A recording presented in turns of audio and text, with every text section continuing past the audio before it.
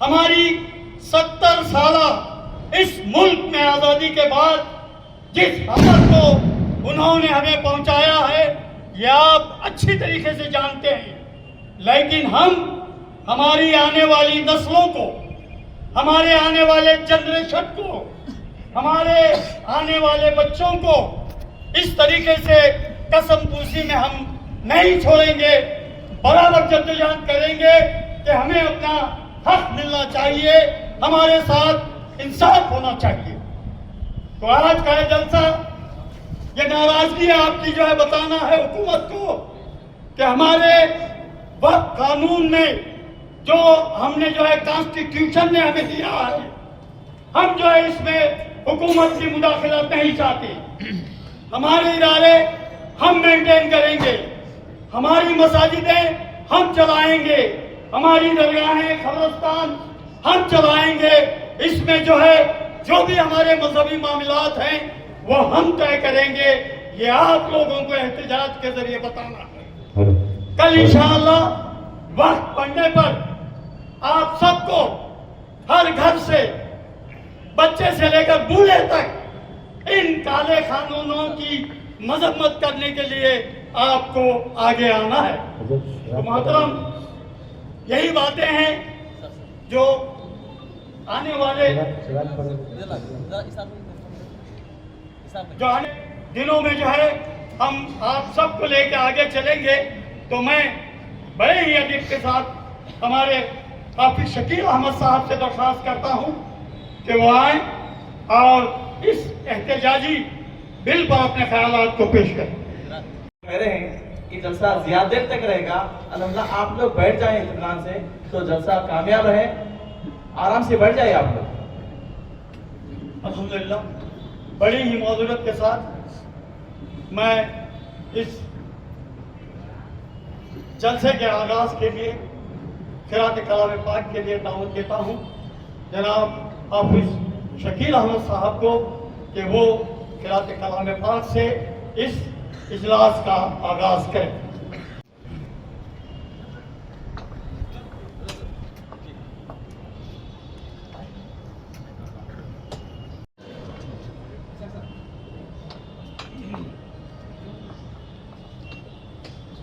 ہمارے ایک اور معزز مہمان اللہ بخش صاحب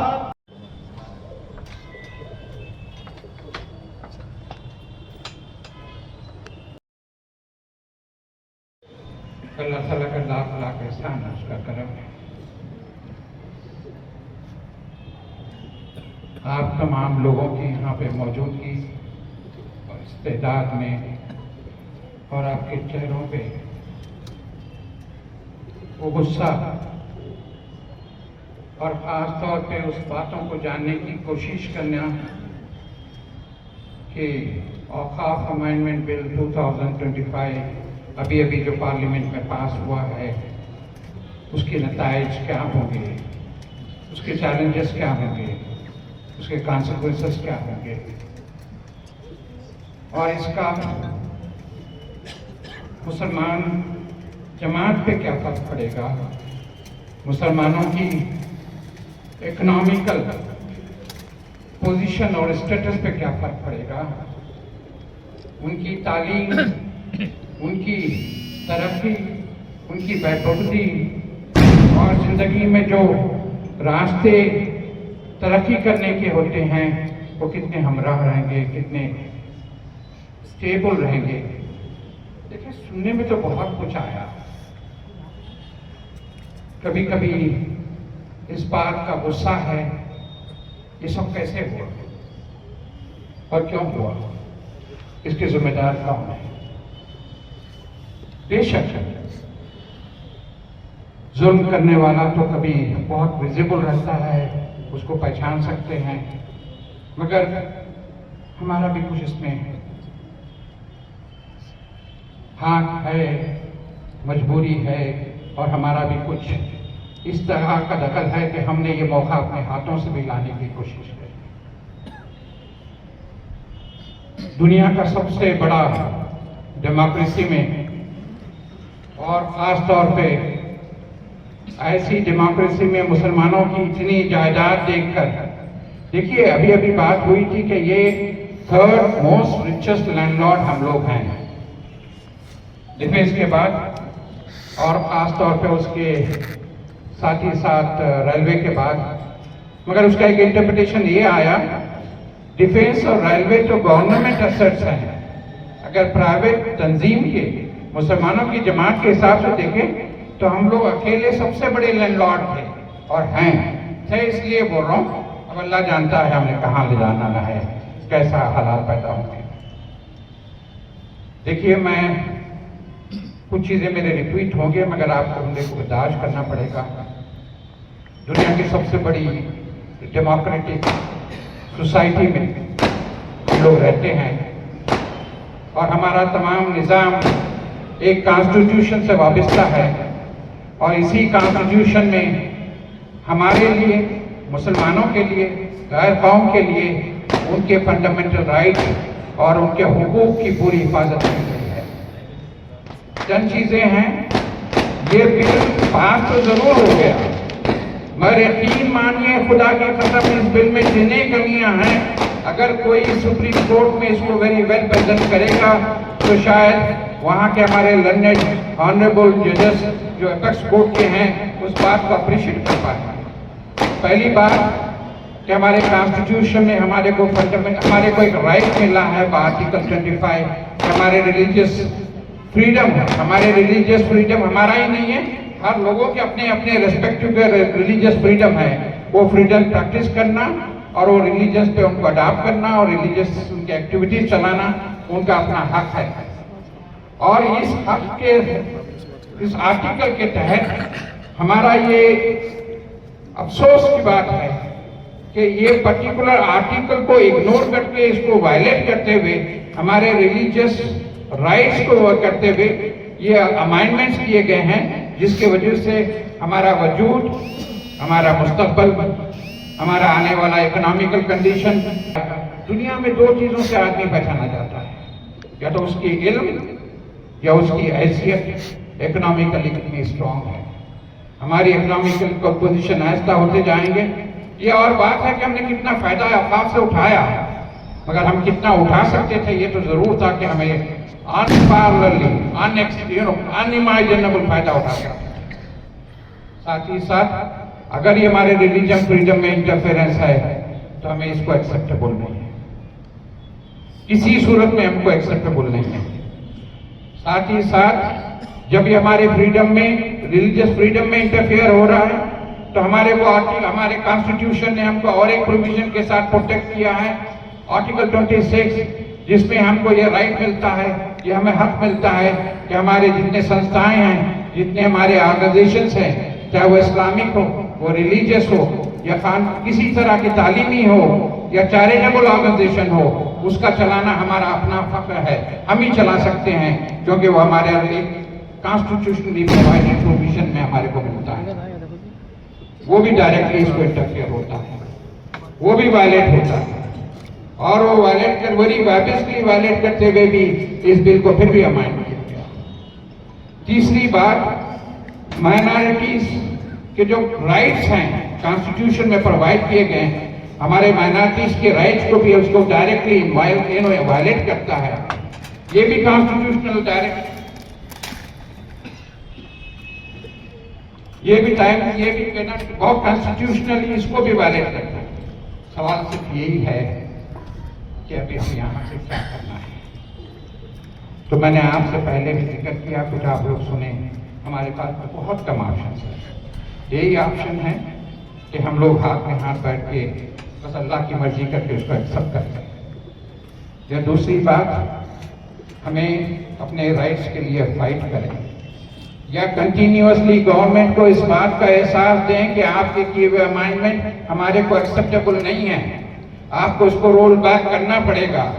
और इस बात का ये खास तौर पे इसीलिए हुआ, देखिए ये हमारे साथ ही हुआ, हमारे there is a limitation act जो हमको यहाँ पे एप्लीकेट किया गया, किसी और सिख पार्सीज में नहीं किया गया। बहुत से सारे चीजें ऐसे हैं, आप देखेंगे तो बहुत ताज्जुब होगा कि इसमें ऐसे ऐसे प्रोविजंस हैं।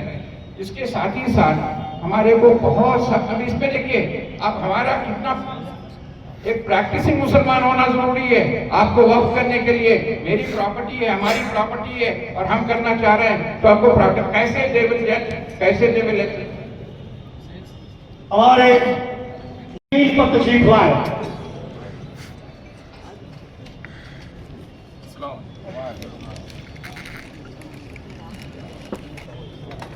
तो ये प्रैक्टिसिंग मुसलमान एक अजीब सी चीज उन लोगों ने की। अगर प्रैक्टिसिंग मुसलमान ही वक्त कर सकता है तो आपके पास एक practising Hindu, practising Sikh, practising Parsi को भी आप बोलना चाहिए they should be also practising. तो प्रैक्टिसिंग का उसका डेफिनेशन क्या होगा, उसके पैरामीटर्स क्या होंगे, उसके स्टैंडर्ड। मैं बहुत जल्दी जल्दी बात खत्म कर दूंगा क्योंकि हमारे बहुत रेस्पेक्ट। सबको अस्सलाम वालेकुम। दो बात कहना चाहता हूँ मैं कि हमारे आदरणीय मुसलमानों से इस वक्त ऐसा आ गया है जैसा एनआरसी था। एनआरसी की जब वो जितनी हमें आवाज उठाए जिसकी वजह से वो एनआरसी ठहर गया। अगर जब के बैठे तो आज तक हमारे हालत बहुत बुरी हालत होती। उस टाइम पर शाहीन बाग में जो औरतें बैठे वो बैठने की वजह से सुप्रीम कोर्ट को हल्के ये हो गया। वो जोश अभी कम दिख रहा है हमारे आंध्रा में, दूसरे स्टेट में उठ गया है। उसके वास्ते मैं पूरे आधुनिक शहर के तमाम आवाम से मैं गुजारिश करता हूँ कि गली गली से बच्चे से इसके खिलाफ आवाज उठाएंगे तो जब ये दबेगा। जब तक आप आवाज नहीं उठाएंगे ये नहीं दबेगा। और रही बात तो मैं एक छोटा मिसाल देता हूँ। हिंदुस्तान के जो पंजाब के किसान थे 1 साल लड़े हो, 1 साल दिल्ली को हलाए हो, दिल्ली को हलाने के बाद पूरा उनका ये एक्ट जो वापस ले लिए।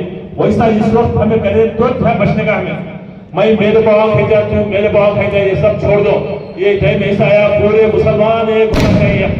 ये हमारे निजामिया वो हमारी जमात ये जमात तबलीग जमात दो के सब छोड़ के सब मुसलमान सब कलमा पढ़ने वाले एक हो के तुम सब रोड पे आए तो जभी तब बचेंगे। हम सब तुम्हारे साथ हैं, हर अच्छे को बुरे को हर बात को तुम्हारे साथ हैं। पहले हमें दिया हमारे बच्चे से करो। मैं यही मैं तो गुजारिश करता हूँ हर बच्चे से गली से यहाँ से दिल्ली जाना पड़ेगा तो जरूर जाएंगे सब लोग जाके हम हमारी आवाज सुना के ये हमारा बिल एक्ट वापस देना जरूरी है, नहीं तो हम खत्म हो जाएंगे। सबको अस्सलाम वालेकुम। बिस्मिल्लाहिर्रहमानिर्रहीम।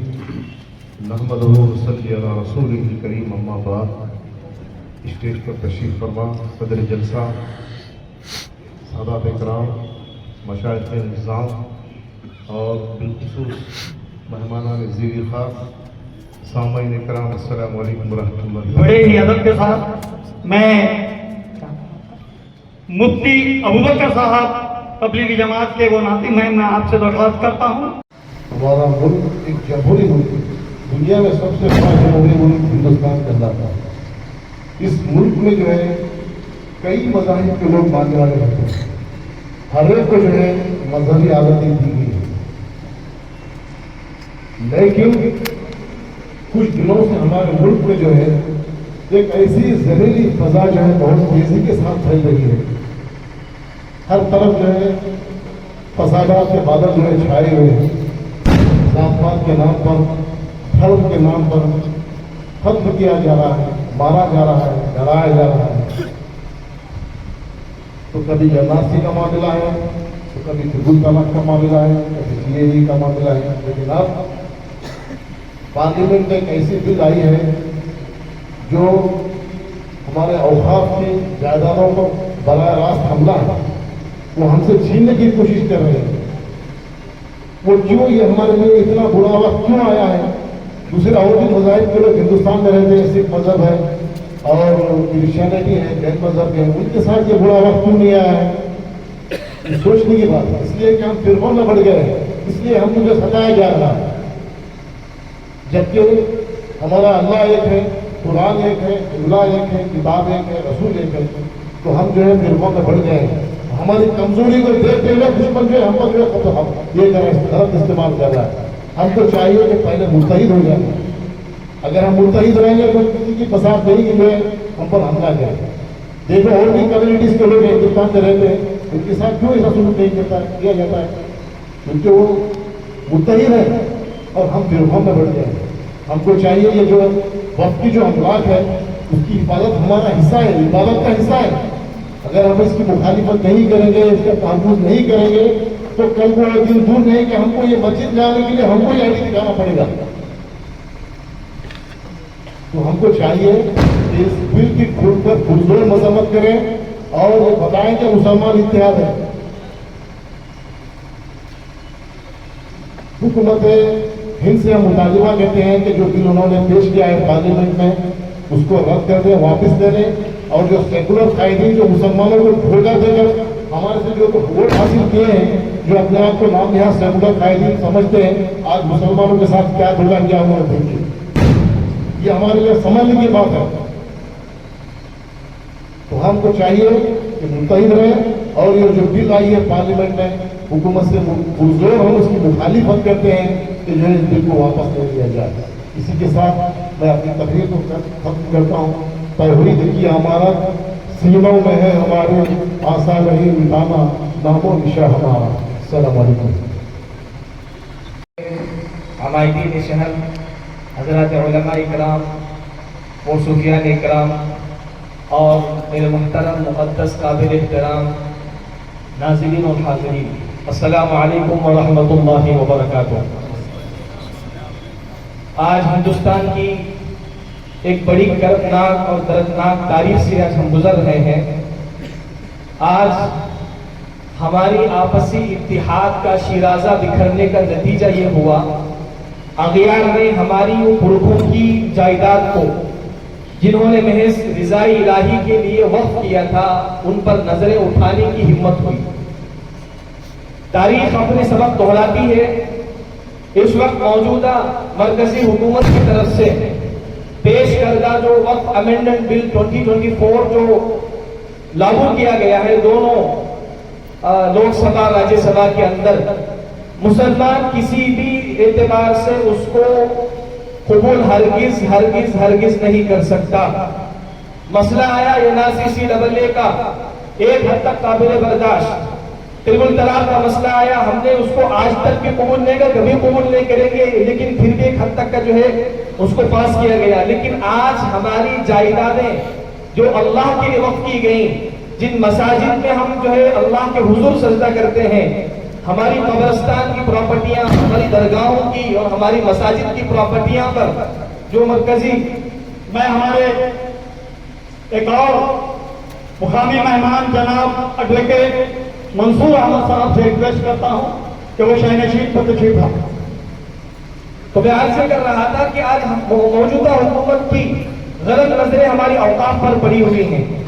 अजीजों याद रखो, हमारी एक तारीख है, पूरी दुनिया में वाहिद मुसलमान एक ऐसी कौम है जो तारीख रखती है, किसी कौम के पास तारीख नहीं है।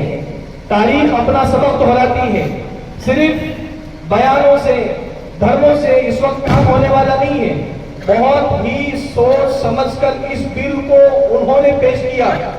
हम बहुत ही सोच समझकर अपना मुस्तकबिल को तय करना है। आज बड़ी खुशी हुई स्टेज पर देखते हुए, मुझे ऐसा लगता है कि ये स्टेज हर एतबार से जीनत से सजा हुआ है और ये जीनत हमारे लिए बहुत ही ज्यादा काबिल एतबार है, क्योंकि इस वक्त औकाफ की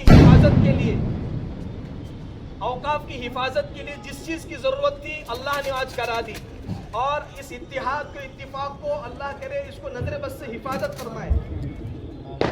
तो आखिर में एक शेर के साथ मैं अपनी बात को खत्म करता हूँ। कुछ तकलीफ है रसन, कुछ तकलीफ है दार। रसन कहते हैं, मैं दरखास्त कर रहा हूँ थोड़ा सा मैं काम करते, बहुत अहम शेर है मौजूदा टॉपिक पर। किसी ने क्या खूब कहा इन हालात के एतबार से, कुछ तकलीफ है रसन, रसन कहते हैं कैद खानों को, जेल को। कुछ तकलीफ है रसन, कुछ तकलीफ है दादा। उसके बाद आए मेरे दोस्तों आराम ही आराम। अब फर्रों से काम नहीं चलेगा, हमारी तारीख कुर्बानियों के साथ है, कुर्बानी बनाकर रखे इंशाअल्लाह।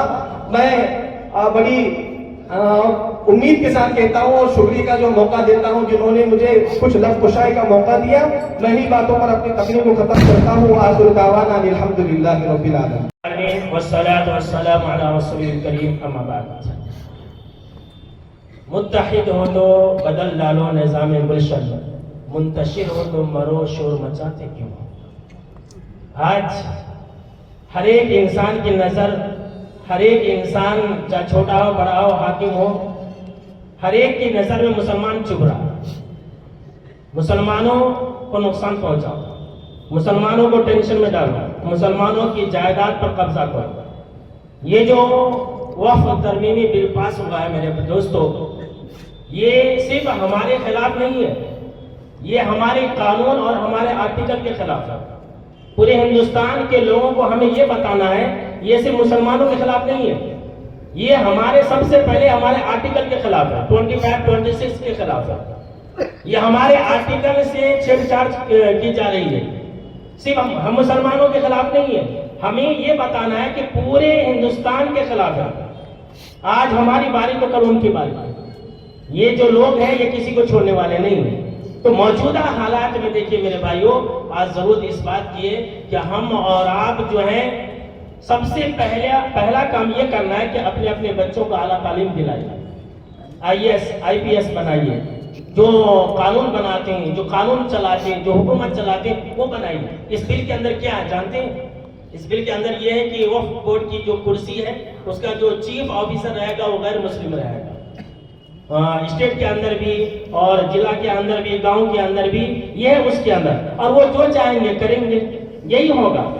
तो हमारी जायदादों पर कब्जा करने की बात की जा रही है। तो हम और आप जो है ऐसे वक्त में क्या करना, अपनी तारीख बताना है, अपने बच्चों को आला से आला तालीम दिलाना है। आज हम मुसलमानों के लिए हर एक चीज मसला बना हुआ। अभी एक छावा फिल्म आया, औरंगजेब को देख लीजिए कितना गलत बतलाया गया, और जो है पता नहीं क्या से क्या हो रहा है। हमारे बच्चों को नहीं मालूम है, हमको और आपको नहीं मालूम है कि तारीख असल है क्या चीज, उसके अंदर क्या बतलाया जा रहा है, कब्र उखाड़ने के बाद क्यों कही जा रही है, क्यों ऐसा हो रहा है। तो मेरे दोस्तों, हम आधुनिक के मुसलमानों से ये दरख्वास्त करेंगे कि हम और आप जो है अब महंगे शादियां करना छोड़ दें, महंगे शादियां करना छोड़ दें, फैशन परस्ती को छोड़ दें और अपने अपने बच्चों को आला तालीम दिलाएं, IAS IPS बनाए, जो कानून बनाते हैं, जो हुकूमतें चलाते हैं, हम और आप जो है अपने बच्चों को बनाएं। अगर वो नहीं बनाएंगे तो हमारा मुस्तकबिल बहुत खतरे में है।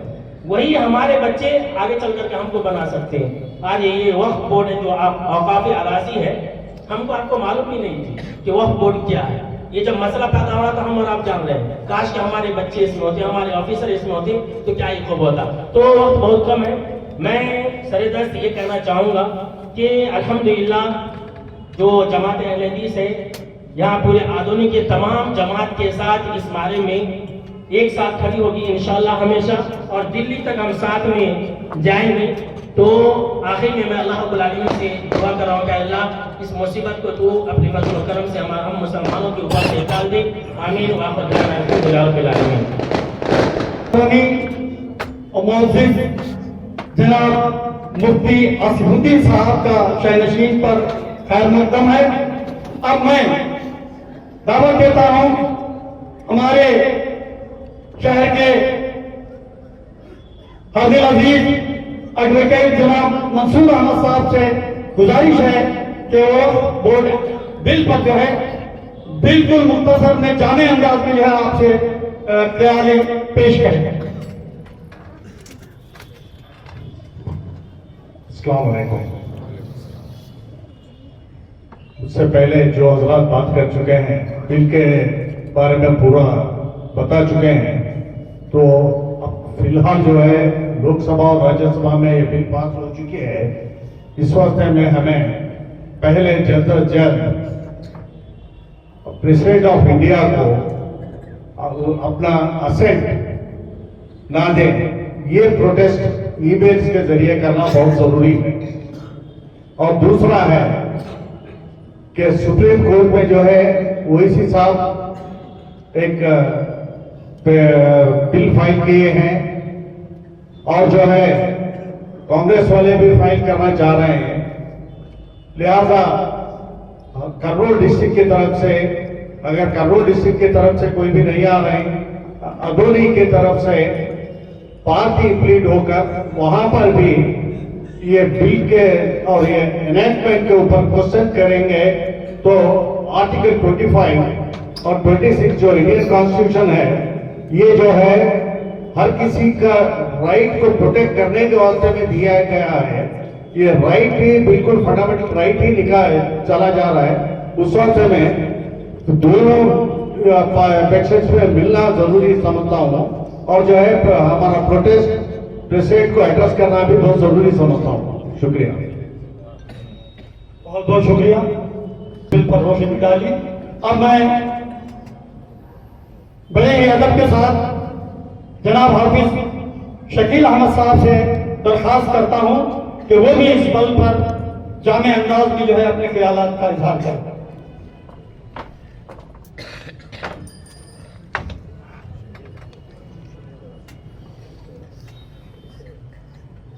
अस्सलामु अलैकुम वरहमतुल्लाहि ताला वबरकातुहू। अल्हम्दुलिल्लाह शर्रफ अला कुल्ली सूरतिन सूरतल इंसान व ज़य्यनहु बिखिलातिल इस्लाम व अदाक़हु हलावतल ईमान अहमदुहु अला मा ज़लिना मिन जज़ील निअमिही व अलैहि नतवक्कलु व नस्तईन व नशहदु अन ला इलाहा इल्लल्लाह वहदहु ला शरीका लह ونشهد أن سيدنا مولانا محمدا عبده ورسوله أما بعد فأعوذ بالله من الشيطان الرجيم بسم الله الرحمن الرحيم ولا تهينوا ولا تحزنوا وأنتم الأعلون إن كنتم مؤمنين صدق الله العظيم وصدق رسوله النبي الأمين المكين الكريم معزز حاضرین اکرام، ہم جس مقصد کے لیے یہاں پر جمع ہوئے ہیں وہ مقصد یہ ہے، جیسا کہ مجھے سننے کو ملا، وہ یہ ہے کہ ہم ایک اویئرنیس پروگرام، شعور بیداری پروگرام کو منعقد کریں۔ اللہ سبحانہ و تعالی نے ہمارے اس عزم کو مکمل کیا اور اس وقت ہم جو ہے اس کو عملی جامہ پہناتے ہوئے یہاں پر حاضر ہیں۔ محترم حضرات، اللہ سبحانہ و تعالی ارشاد فرما رہا وَلَا تَهِنُوا وَلَا تَحْزَنُوا وَأَنْتُمُ الْأَعْلَوْنَ إِن كُنتُم مُؤْمِنِينَ۔ تمہیں گھبرانے کی، تمہیں غم کرنے کی کوئی ضرورت نہیں ہے اگر تم ایمان والے ہو۔ ایمان نام ہے رسول اعظم سیدنا محمد رسول اللہ صلی اللہ علیہ وسلم کی۔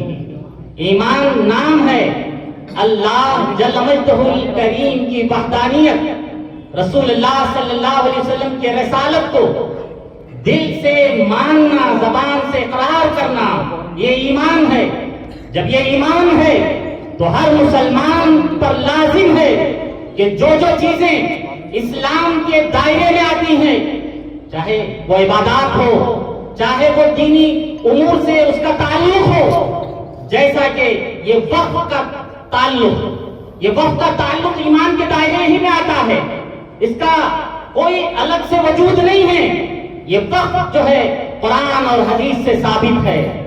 یہ مجلس جو ہے اس بات کی طرف ہمیں نہیں اجازت دیتی کہ میں سارے وہ چیزوں کو آپ کے سامنے رکھوں، بس اتنا یاد رکھیں وقف کا تعلق ایمان سے ہے، اور یہ ہر مومن کے لیے ضروری ہے کہ وقف کی جائیداد کا تحفظ نہ صرف کوئی عالم کا، نہ صرف کوئی ایک لیڈر کا، نہ صرف کوئی ایک قائد کا، بلکہ ہر مسلمان کا فرض ہے کہ وہ وقف کی جائیداد کا تحفظ کرے۔ وقف کی جائیداد کو کیسے ہم محفوظ کر سکتے ہیں وہ کریں، اس لیے کہ ہم آئے دن دیکھتے ہیں کہ ہمارے بزرگوں نے جو اوقاف کی جائیدادیں جمع کر کے رکھی تھی اس کا تحفظ کیا تھا، آج اس بے دردی کے ساتھ کچھ لوگ اس کا استعمال غلط طریقوں سے کر رہے ہیں۔ جیسا کہ آپ نے سنا ہوگا، دیکھا ہوگا، پارلیمنٹ کے اندر لوک سبھا میں یہ بل پاس ہوا، راجیہ سبھا میں بھی یہ بل پاس ہو گیا، اب جو ہے پریزیڈنٹ کے پاس یہ بل جائے گا، پھر اس کے بعد اس کو قانونی شکل دی جائے گی۔ اللہ محفوظ رکھے ایسے قوانین سے جو مسلمانوں کے دینی مذہبی چیزوں پر ضرب کرتے ہیں۔ ہم حکومت ہند سے مطالبہ کرتے ہیں کہ جو بل انہوں نے پیش کیا ہے اس بل کو واپس لیں۔ یہ ہر مسلمان کے دل کی آواز ہے، آپ ایسا نہ سمجھیں کہ جو ہے ہماری آواز کیسے جائے گی، ہماری آواز پہنچے گی ضرور۔ काश कि इसमें खुलूस हो, इसके अंदर इखलास हो। जब इखलास होगा तो यकीनन जो है ये आवाज हमारी ऐवान हुकूमतों तक पहुंचेगी। जैसा कि आपको बताया गया कि ये बिल क्या है, मैं भी कुछ इस पर थोड़ी सी रोशनी डालने की कोशिश करूंगा। हमसे बेहतर जो है यहाँ पर कानून जानने वाले हजरात मौजूद हैं, वो हजरात बेहतर तौर पर आपको इस ताल्लुक से बता सकते हैं, मगर मैं भी कुछ चीजों को आपके सामने रखना चाहूंगा। ये जो कानून बना इसके अंदर है क्या? जैसा कि पार्लियामेंट के अंदर एक वजीर ने कहा 39,000 एकड़ जमीन जो है वक्फ की है, 39, और ये आम रिकॉर्ड है 2013 से लेकर 1913 से लेकर 2013 तक, 1913 से लेकर 2013 तक 39,000। अब उसके बाद जो है ये उन्होंने कहा कि ये 1913 के बाद जो है जो वक्फ जायदाद जो बड़ी है वो 21 लाख है। कितनी? 21 लाख है। तो ये 21 लाख एकड़ बढ़ गई है, तो इनकी नीयतें खराब हो गई और इनकी नीयतों में फतूर आ गया, लिहाजा ये देख नहीं पा रहे हैं। काश हमें इस मौके पर हमें ये भी कहना चाहिए कि जो लोग वक्फ के जिम्मेदार थे उन लोगों ने औकाफ की जायदादों का सही इस्तेमाल नहीं किया। अगरचे औकाफ की जायदादों का औकाफ के जो जिम्मेदार थे वो सही इस्तेमाल करते तो काश ये दिन देखने को नहीं मिलता। और जैसा कि हमें आईने हिंद कॉन्स्टिट्यूशन ऑफ इंडिया का जो मामला है वो सबके लिए है, वो सबके लिए यकसां है। तो ये वक्फ बिल जो है 2024 में जो पेश किया गया, जो पहले का जो बिल था 1995 में भी आया, फिर उसके बाद जो है असल बना था 1954 के अंदर। तो ये जो सारी तरमीमात होती रही, मगर इस बार की जो तरमीम उन्होंने की कि जब डिस्प्यूट आ जाए, जब वक्फ की जायदाद पर कोई ये दावा ठोक दे कि ये हमारी है, डिस्प्यूट आ जाए, तो इस फैसले का पावर जो है मैजिस्ट्रेट को होगा। जबकि ये जो है पहले के बिल में मौजूद नहीं था, पहले के कानून में मौजूद नहीं था। तो ऐसी बहुत सी चीजें जो हमारे जो कानून इस्लाम है उस पर पड़ती हैं और ये धोखा दिया जा रहा है, ये बतलाया जा रहा है कि ये मुसलमानों के फायदे के लिए है। और हमारे कुछ मुसलमान जो है इस दामे फरेब पे आ गए हैं, वो ये समझते हैं कि ये मुसलमानों के फायदे के लिए है, मुसलमानों की अच्छाई के लिए है। ये सब धोखाधड़ी है, ये इससे बचो। और ऐसे लोग जो ये कह रहे हैं हमें उन्हें समझाने की जरूरत है। अल्लाह ताला हमें और आपको जमीनी व आसमानी बलैयात से महफूज रखे और हमें जो है आकाए कायनात अहमद मुश्तबा मोहम्मद रसूलुल्लाह सल्लल्लाहु अलैहि वसल्लम की तालीमात पर अमल करने वाला बनाए। बाखिर दावाना अल्हम्दुलिल्लाहि रब्बिल आलमीन। अब मैं हमारे मोअज़्ज़िज़ मेहमान जनाब अल्लाह साहब जो सदर APCLC के सदर हैं, मैं आपसे दरख्वास्त करता हूं कि वो जो है इस बिल पर अपने ख्यालात का इजहार करें।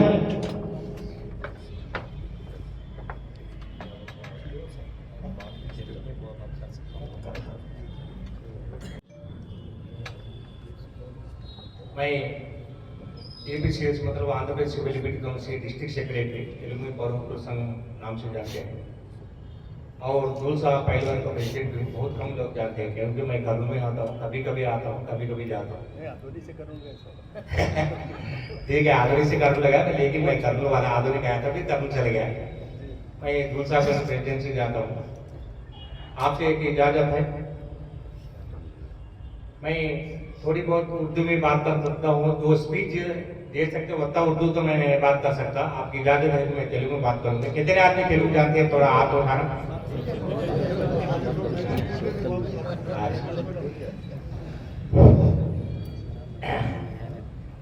देखो भाई साहब, थोड़ा थोड़ा कभी कभी उर्दू में बात करूंगा।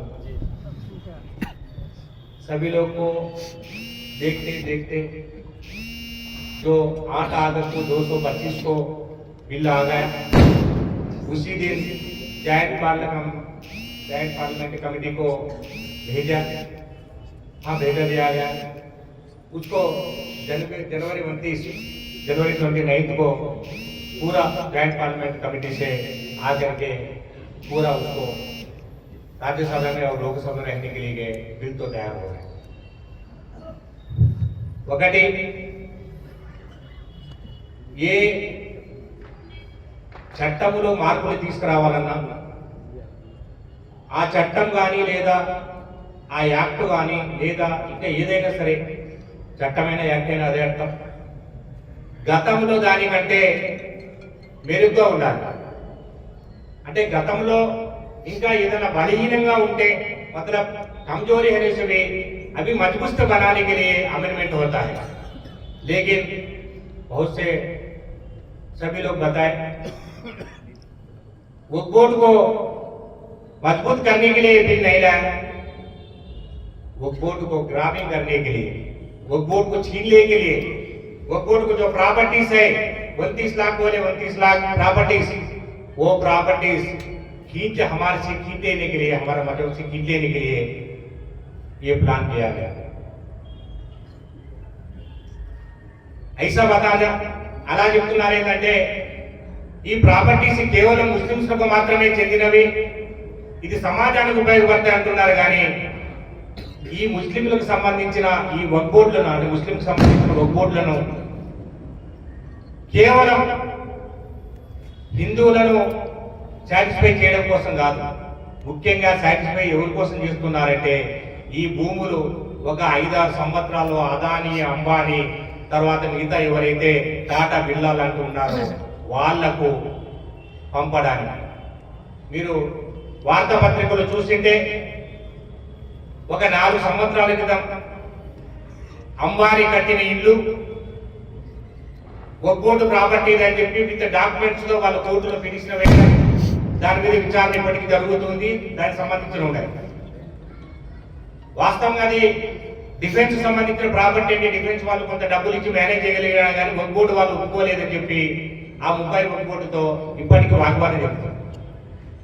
ఆ రోజే అంబానీ తర్వాత అదానీ వాళ్ళ అందరూ ఈ వక్ఫ్ బోర్డును లేకుండా చేయాలి, డిఫెన్స్ తర్వాత రైల్వే ప్రాపర్టీస్ ని ఆల్రెడీ మీరు అనుకుంటున్నట్టు డిఫెన్స్ రైల్వే ప్రాపర్టీస్ గవర్నమెంట్ చేతులు లేవు, కానీ మీరు వాస్తవంగా చరిత్ర రోజు పేపర్ చదువుతుంటే దాంట్లో 30-40% భూములు అదానీ అంబానీకి ఇప్పటికే వెళ్ళిపోయాయి, బయటికి మాత్రం ఇది ప్రభుత్వ భూమి ప్రజలు ఉపయోగపడుతుంది, రైల్వే డిఫెన్స్ భూమి వక్ఫ్ బోర్డు భూమి ప్రజలు ఉపయోగపడడం లేదని చెప్పి ఒక అపనిందలు అబద్ధాలు చెప్తున్నారు।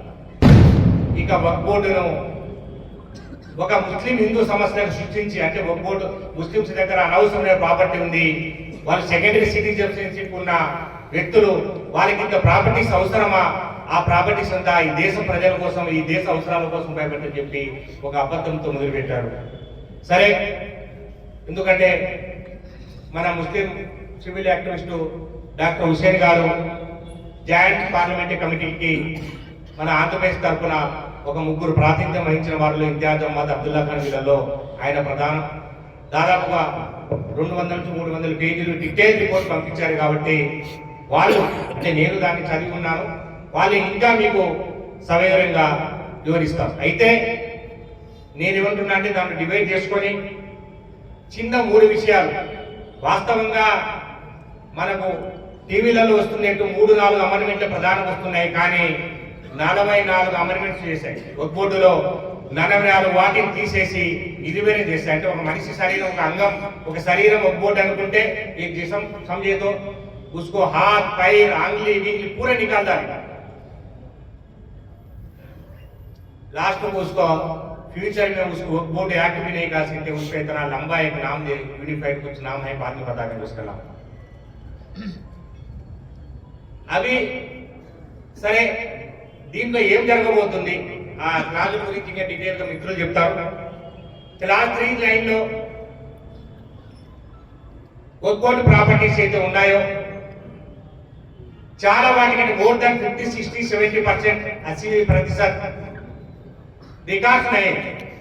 అంటే ఎప్పుడు 400 సంవత్సరాలు దాదాపు 800 సంవత్సరాలు ముస్లిం రాజు పరిపాలించిన వాళ్ళు మసీదు ప్రయోజనాల కోసం, దర్గా ప్రయోజనాల కోసం, లేకపోతే ఆ కమ్యూనిటీ డెవలప్మెంట్ కోసం ఇచ్చారు. అప్పుడు ఇప్పుడులాగా రిజిస్ట్రేషన్ డాక్యుమెంట్, ఆన్లైన్ డాక్యుమెంట్ లేవు. నాకు తెలిసినంత వరకు ఆయన ఒక రాజుతో కొట్లాడి ఆ యుద్ధం మొత్తం ఆ డబ్బుతో సంబంధించిన దీన్ని కట్టారని చెప్తున్నారు. నిజంగా ఇదే పొద్దున ఈ రికార్డు లేకపోతే ఇది కూడా ఒక కోటు కాదని చెప్పి కొత్త చట్టం చెప్తుంది.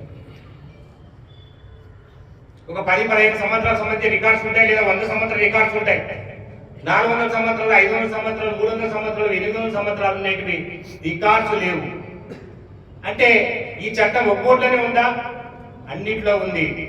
దేవాదాయ శాఖలో సిక్కు సంబంధించిన ప్రబంధీ కమిటీలో, మీరు కర్ణాటకలో పోతే కర్ణాటక మిత్రులు ఎవరైనా వచ్చినారో మఠం భూముల్లో, అంత ఎందుకు తిరుపతి దేవస్థానంలో హాజీరాం భూముల్లో కూడా వాళ్లకు ఏమిందంటే రికార్డ్స్ లేకపోయినప్పటికీ చాలా రోజుల పాటు 50 సంవత్సరాలు, 100 సంవత్సరాలు దేనికోసమైతే ఉపయోగించుంటారో వాళ్ళు దాన్ని హక్కుదారులుగా మారుతారు. అంటే మనము దీనికోసం, అంటే ముస్లిం సంబంధించిన మతం కోసం ఉపయోగించినారు కాబట్టి అది ఒక్కోటుగా మారుతుందని చెప్పి ఒక అండర్స్టాండింగ్ ఎలా ఉంటుందో వాళ్ళకు కూడా. మరి వాళ్ళకు ఒక న్యాయం, మనకు ఒక న్యాయమా? చట్టం అందరికి సమానం అని చెప్పి అందరికీ ఒకే విధంగా ఉండాలి కదా. కానీ ప్రభుత్వము తర్వాత సోషల్ మీడియా, నిజంగా మిత్రులు చెప్పినట్టు మనం చాలా విషయాలు వెనుకబడినాం. చదువులు వెనుకబడి ఉన్నాం ముస్లిం కమ్యూనిటీ. సెల్ ఫోన్లు బాగా 60,000, 70,000 సెల్ ఫోన్లు బాగా ఉపయోగిస్తాం.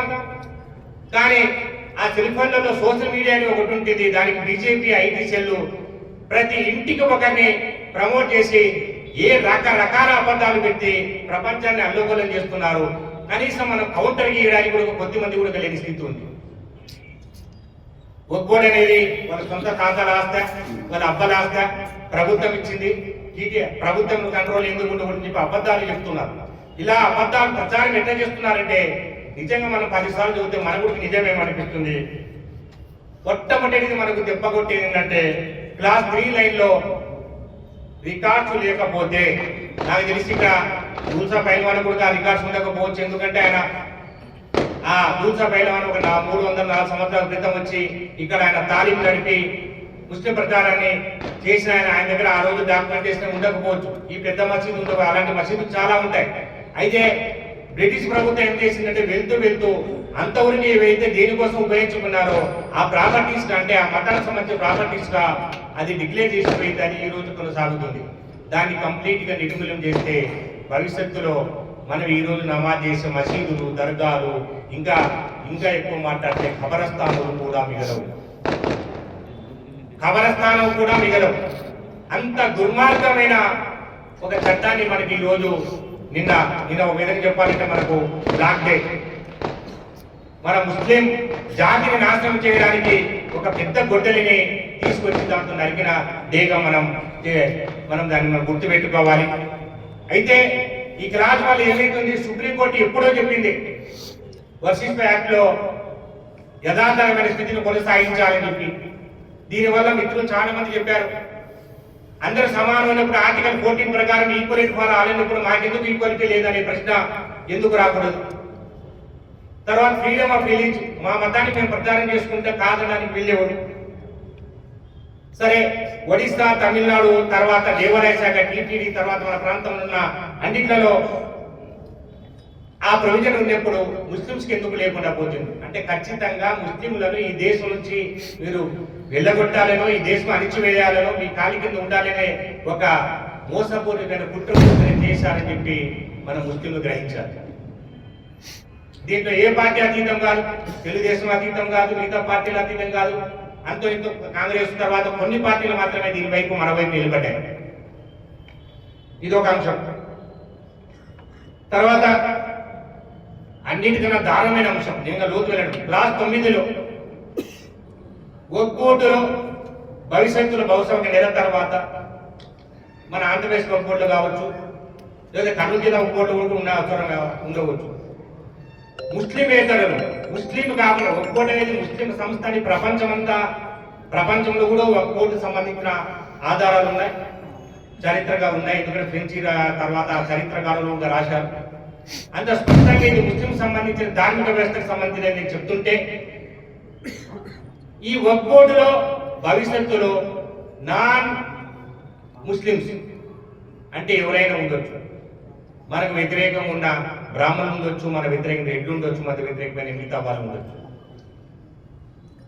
ఆ ఒక క్లాజ్ తీసుకొచ్చి పెట్టారు. ఎక్కడా లేదు క్లాజ్లో, టీటీడీ బోర్డు లేదు. ఉరికి తీయడానికి సంబంధించిన దాంట్లో కూడా అక్కడ చైర్మన్ గా హిందీవే ఉంటాడు, మిగతా మఠాలలో హిందీవే ఉంటాడు, గురుద్వారాలో లేదు, మిగతా సంబంధించిన గురుద్వారా లాంటివి, రకరకాల మఠాలు లాంటివి, తర్వాత మిగతా మతాలకు సంబంధించిన దాంట్లో కూడా వాళ్ళ మతస్థులు మాత్రమే దాంట్లో బోర్డు మెంబర్స్ గా ఉంటారు.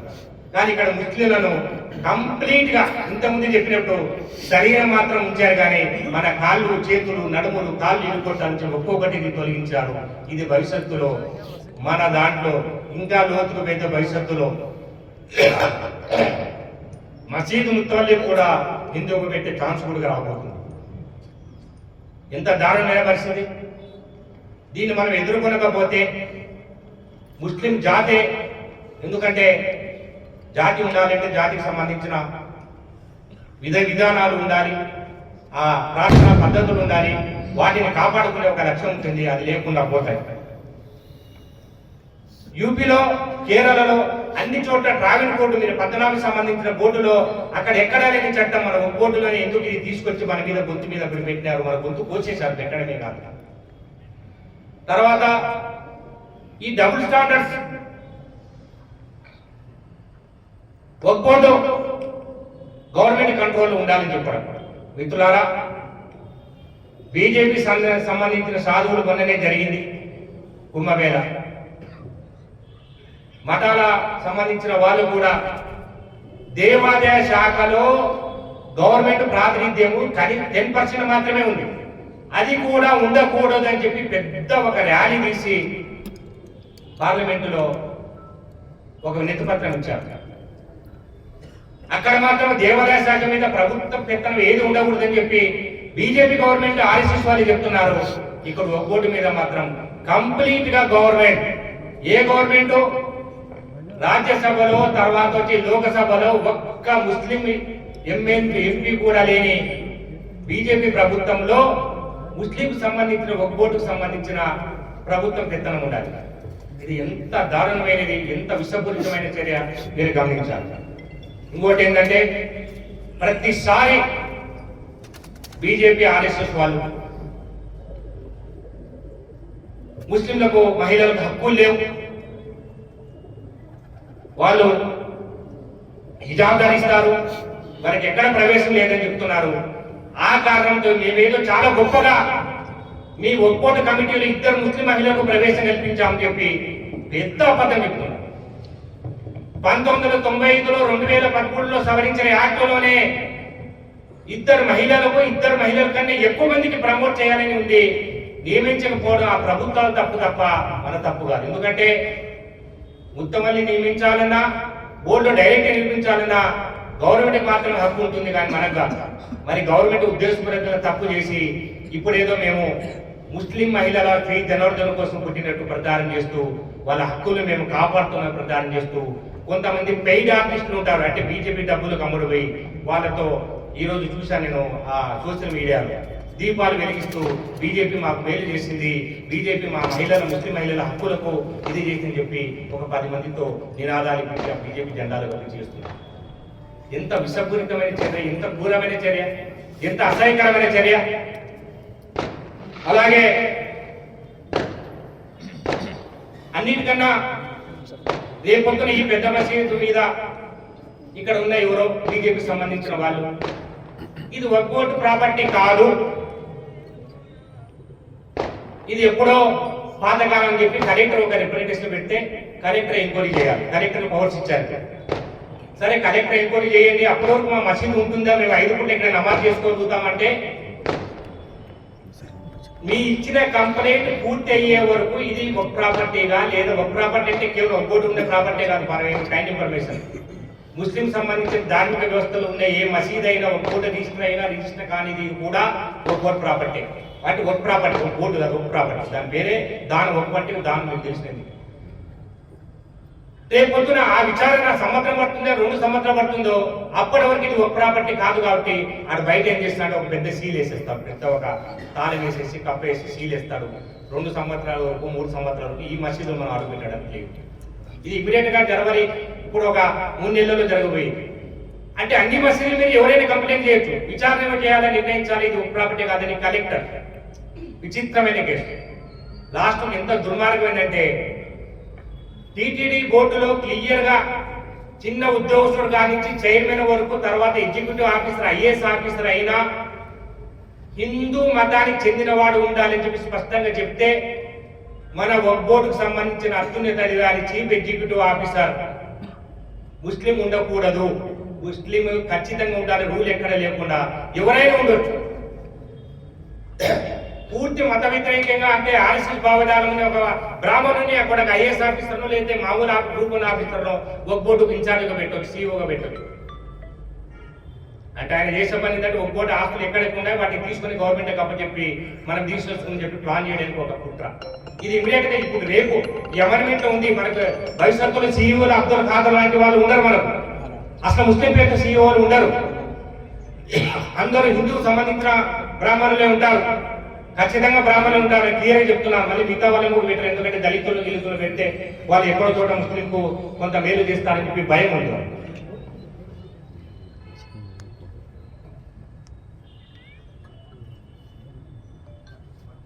ఎందుకు ఈ బాధ?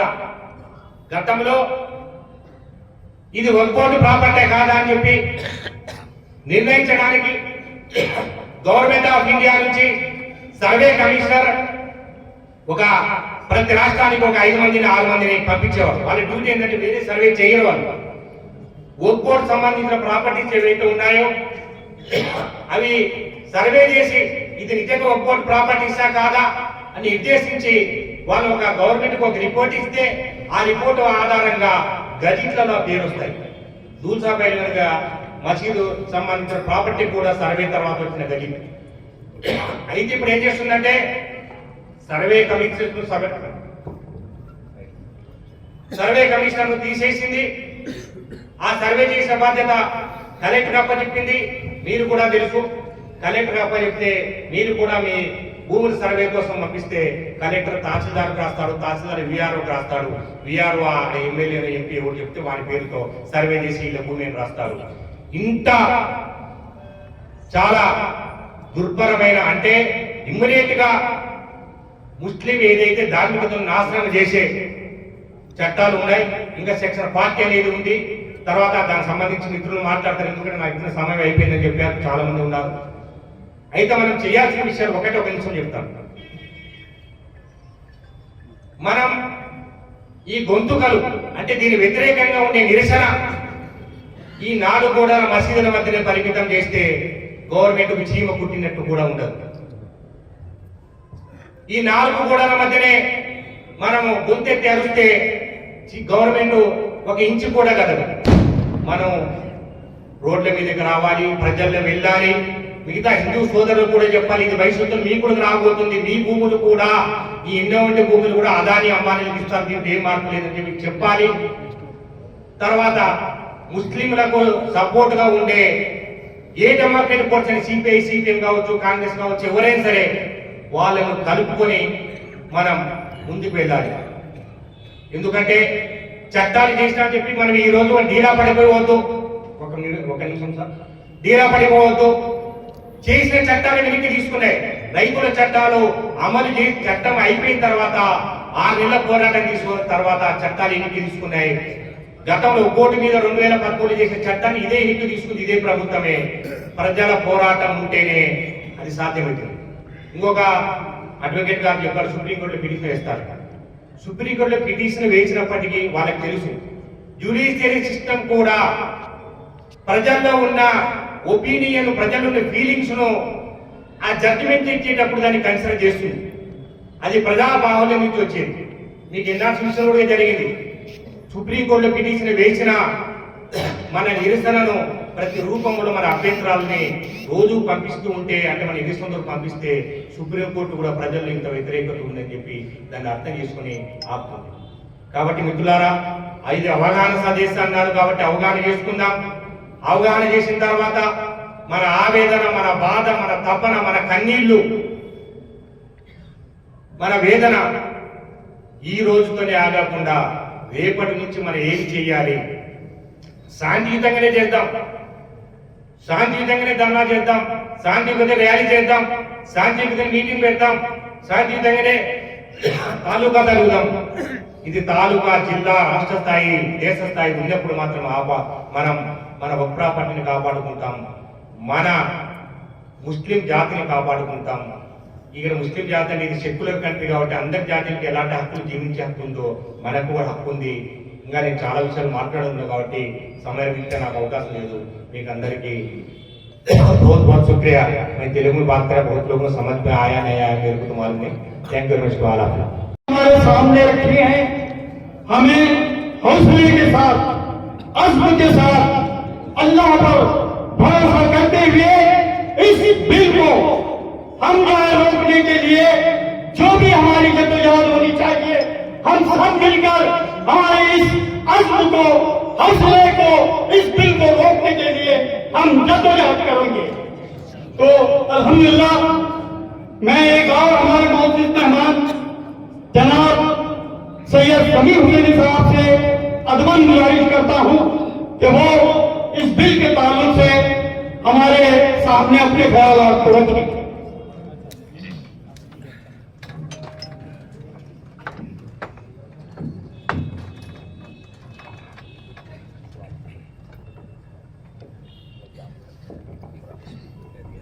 अस्सलाम वालेकुम रहमतुल्लाहि व बरकातुहू.